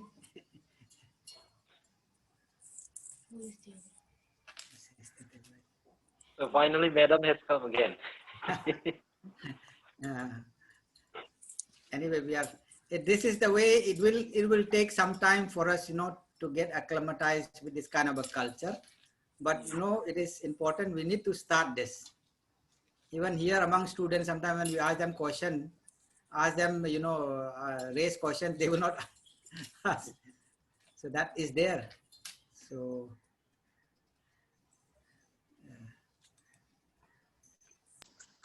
I think, Bosco, then we will conclude. Yes, sir. Yes. So what we do is, Bosco, thank you so much for everyone. We have kicked off this academic intellectual exercise in this group, and it's going to happen more and more, and we will make this group confident, strong, and in fact, we are all for it. And in fact, in the coming days, I'm thinking of conducting a philosophy of methodology class. Yes, sir. Just 1 hour philosophy of methodology class, and there will be one paper presentation, whoever wants to present, so we can have 2 items in a week. Hours is a good enough time, otherwise we get boring talking. Yes. Hello. Yes. Deborah wants to say something. Okay. Yes, please. You let her in. This particular device is not, the sound is not working. If she wants to change, Okay. You let him in. Okay. Appa, you let him in. Okay. Yeah, You let her in. Is she coming? Yes. Yes. Baby, go ahead. Yeah, I think. Yes, baby, go ahead. Wait. Kindly wait. I would like to say something. See, kindly mute all the mic except for Deborah. No, otherwise it's echoing.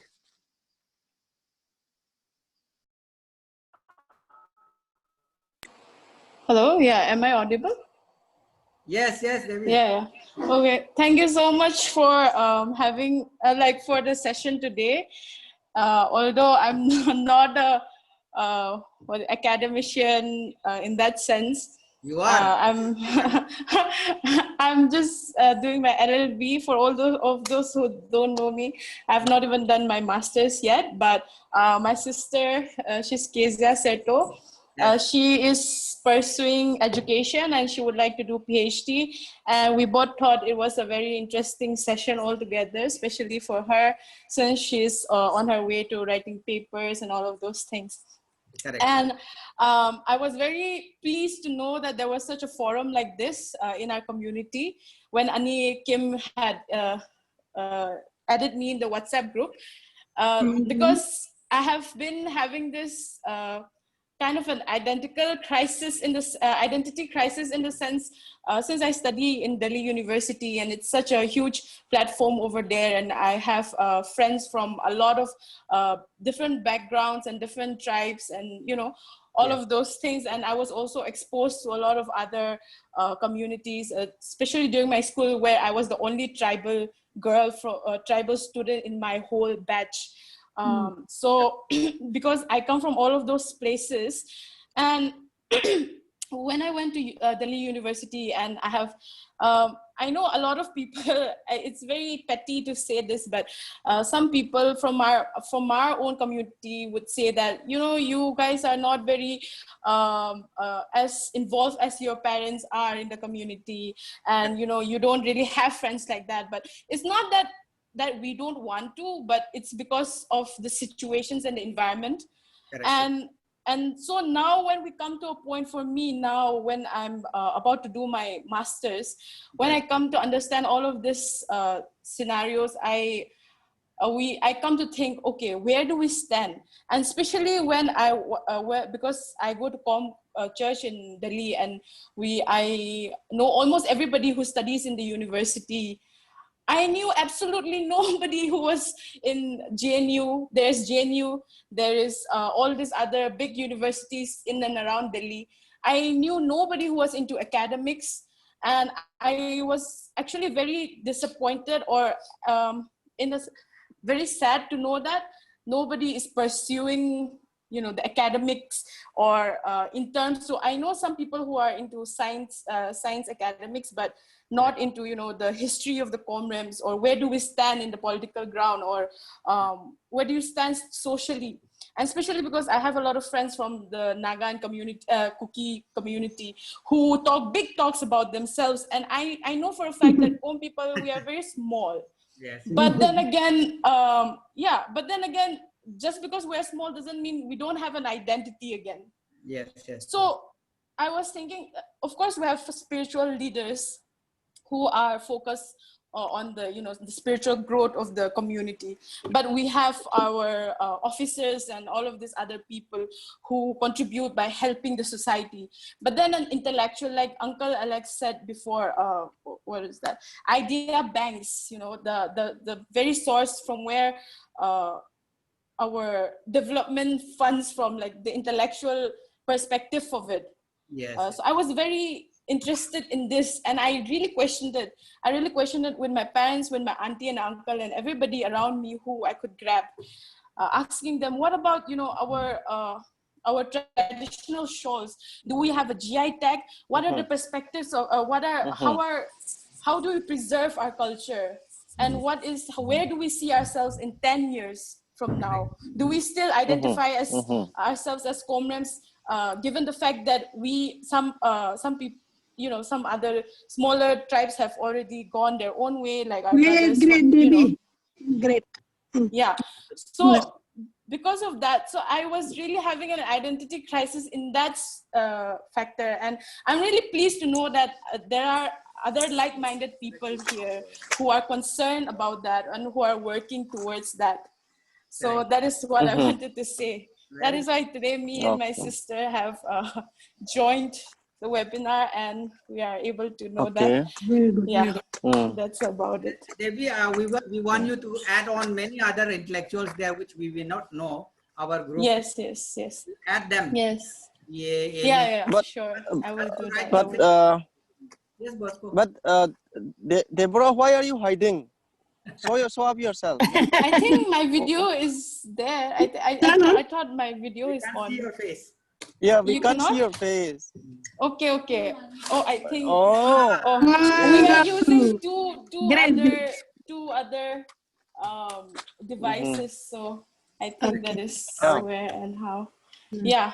Yeah, it is indeed encouraging to learn that you are so interested in this, and we would like to see like you and me, all of us. I'm Yeah. saying to myself as well. Yeah. So Of course. even me, for this, I am coming to the jungle. So since I don't get network Yeah. nearby my place, that's why I'm holding this stick and then I'm like chasing the mosquitoes just to attain this. I am traveling around 1 kilometer. Correct. So, True. Yes. so we should True. have that enthusiasticness to, you know, to carry forward. Correct. And then there are people to guide us. There are people to teach us. The only thing is that, are we ready to accept it? Are we ready to learn? Am I Exactly. ready? This is a question that we need to ask ourselves. And with this, I think Uja, Alex would like to say something. So Uja, please say.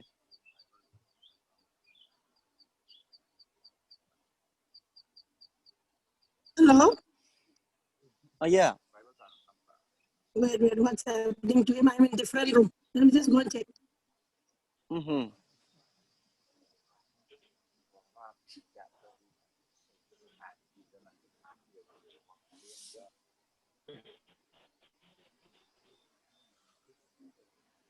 At least one person, Debbie has talked to us very nicely, one of our young scholars there. And Debbie, more than anything else, we expect you to teach us about the law. Yeah, it's sure. so crucial. Actually, your daddy, sometimes I want to discuss with him quite many other things. Now, what is the latest law that's come? Today, just Parliament has passed a law. Correct. We need to, you know, I want you to present papers, even if not papers, some of the concerns that you have on certain laws. Like we have six schedules, no? So many other laws are there. What have you studied and what are your concerns that are related? What do we need to know? And in the next presentations, I want you to send some concept note, no? For you. Right. You are in the 3rd year? Yeah, I just gave my finals this year, online exams. And the results are not out yet, so yeah, let's see. Hopefully. Nevertheless, those things, it doesn't matter. It comes, don't worry. Yeah. But one thing that I recognized, which you have pointed out, which is very important, is see, one thing that has happened in our society, especially this RAM societies, most of us are, because we are small, so our empowerment lies in getting employment. Okay. Right. If you go for state employment, so only when you get employment, you can, otherwise you don't know where you are. So employment is so crucial. So because of that, we have gone for administrative studies. So everyone is trying for UPSC, MPSC, like that. They are trying to muck up information and other things. True. In that process, what a critical missing thing that is seen in our community is this academic scholars. Now, the thing as you have identified, if you don't have a scholar, you have only administrators. A lot of difference. Yeah. Scholars are one, they are the thinking backbone. If you don't have an idea in your mind, you will feel always inferior. You know that?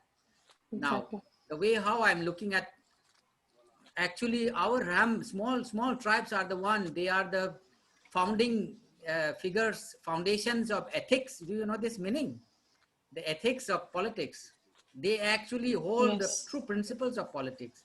In that way, we are never less than anyone else. We are actually the upholders of ethics. They uphold existence, which is so important. And we need to bring out some of these things and know ourselves. We have to know, as I suggested to you, Socrates, if you know, confusion will all go. Knowledge is the answer to all your problems and your confusions. And that is actually my belief also. How much from the time I struggle as a little boy going here and there to, Don Bosco schools and now, and the kind of confidence that I have in myself, it all comes from the knowledge that I have engaged with. So I am very much thankful to the education. Education for us is a power. Without education, we are nowhere. So I want you to be with this group, contribute your ideas, you will learn a lot. And of course, the focus is slightly towards a scholar, MA, PhD. And I want 2-3 of you to go for higher studies abroad. Why are people, Bosco was asking me, I was very happy. Why are people are not applying for overseas scholarship today? Most of them have gone to Delhi and they are studying in those kind of, coaching classes. They are paying so much of money in the coaching classes and learning information. So a few things here and there. But why no one is applying for foreign universities? No one is applying for, in fact, the teachings in the universities and colleges. All are aiming for, some of my own younger ones who have just finished BA, they're spending time in the coaching classes. Horrible it is, horrible. At this level, at this time when people are with so much of knowledge is there, people are so smart, so expert in terms of philosophy, in terms of skill, and we are at that level. We are nowhere, we can't compete. We need to know this. So actually this Scholars Forum is not simply about Scholar Forum, but actually it's a motivation. We will try to motivate everyone who comes here. We will show the way. The scholars will show the way where to go academically. So that you take it. And in the process, of course, ethnic politics is ethnic politics. We are part of it. There is no bad or good. And that's our line. We have to accept it. And we'll have to move on without much getting confused. And in fact, you know, for me, I hold on to the category, constitutional category. Now you are a lawyer. Do you know the meaning of scheduled tribe? Why Ambedkar put, Baba Sahib Ambedkar put a scheduled tribe? Do you know this? Yeah. What is the reason why we have been also considered as a scheduled tribe? Now you can give reservation to scheduled caste. Caste is very different from tribe. Why did he call scheduled tribe? What is the strength that we have in that category? We need to read very closely, because in Northeast, most of the time we are influenced by this ethnic politics. In my opinion, of course, ethnic politics has a history, but more and more I'm beginning to be skeptic. I don't believe in that politics. Okay. For me, you and me have to be in the state, go international, get a job, become intelligent, sharp, and get rooted there. That's way. And like any citizen of the country, citizen of the state, you can be proudly living like any individual as a Qom. That is the approach that we need to take. Okay. So Devi, Yes. very good that you said something. Okay. Okay. Yeah. Hello. Can I be heard? Yes, yes. Okay. So thank you so much, Oja Alex, for the suggestions and advice given to us. And I would like to also share something. Yes. That is like, say, if we have a webinar on like the NEP 2020, which was passed on 29th of July, and then National Education Policy. I think this one, most of our people are not aware still. So if we can have a discussion on this one, I think it will be good. And I was also interested on one thing that Sister was saying, Sister Debbie was saying, that like GIT tax, this patent thing. This thing also, I think we need to work really closely with this, so that we stop from what do you call piracy and all these things. So this is a humble opinion that we have one session on this thing, this both things, like NEP and this patenting and GI tax. No? So if the house agree, if the group agree, then yeah. And I have exhausted my battery and my place is becoming dark. Okay. So, I think you will conclude there, Bosco.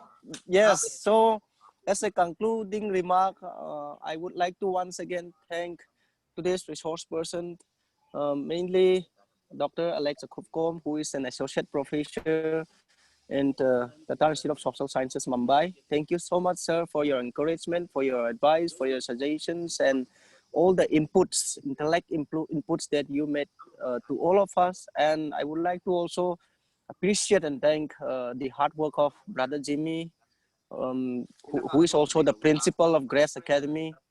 And he's also a person who take great initiative in making this group function. So it was mainly because of his initiative that we today come to see each other and come to know when we get to get closer with each other. So would like to thank Brother Jimmy, and may God bless you. And behind every successful man, their wives play a very important role. Sister Somovla and Ma'am, who is always very cute. Comparing to Alex, Ma'am is very cute. And of course, I make jokes. And all the participants. Thank you, everyone. To you also. Yeah, all the participants. Thank you, and may God bless each and every one of us. And in the meantime, we will plan for the next webinar. That may be on next Sunday. Yeah, something like that. We'll keep in touch on WhatsApp. We'll keep in touch. Yes. So with this, we conclude. Thank you, everyone. Thank you, sir. Thank you all. Thank you all. Thank you. Bye. Bye. Bye. Yeah.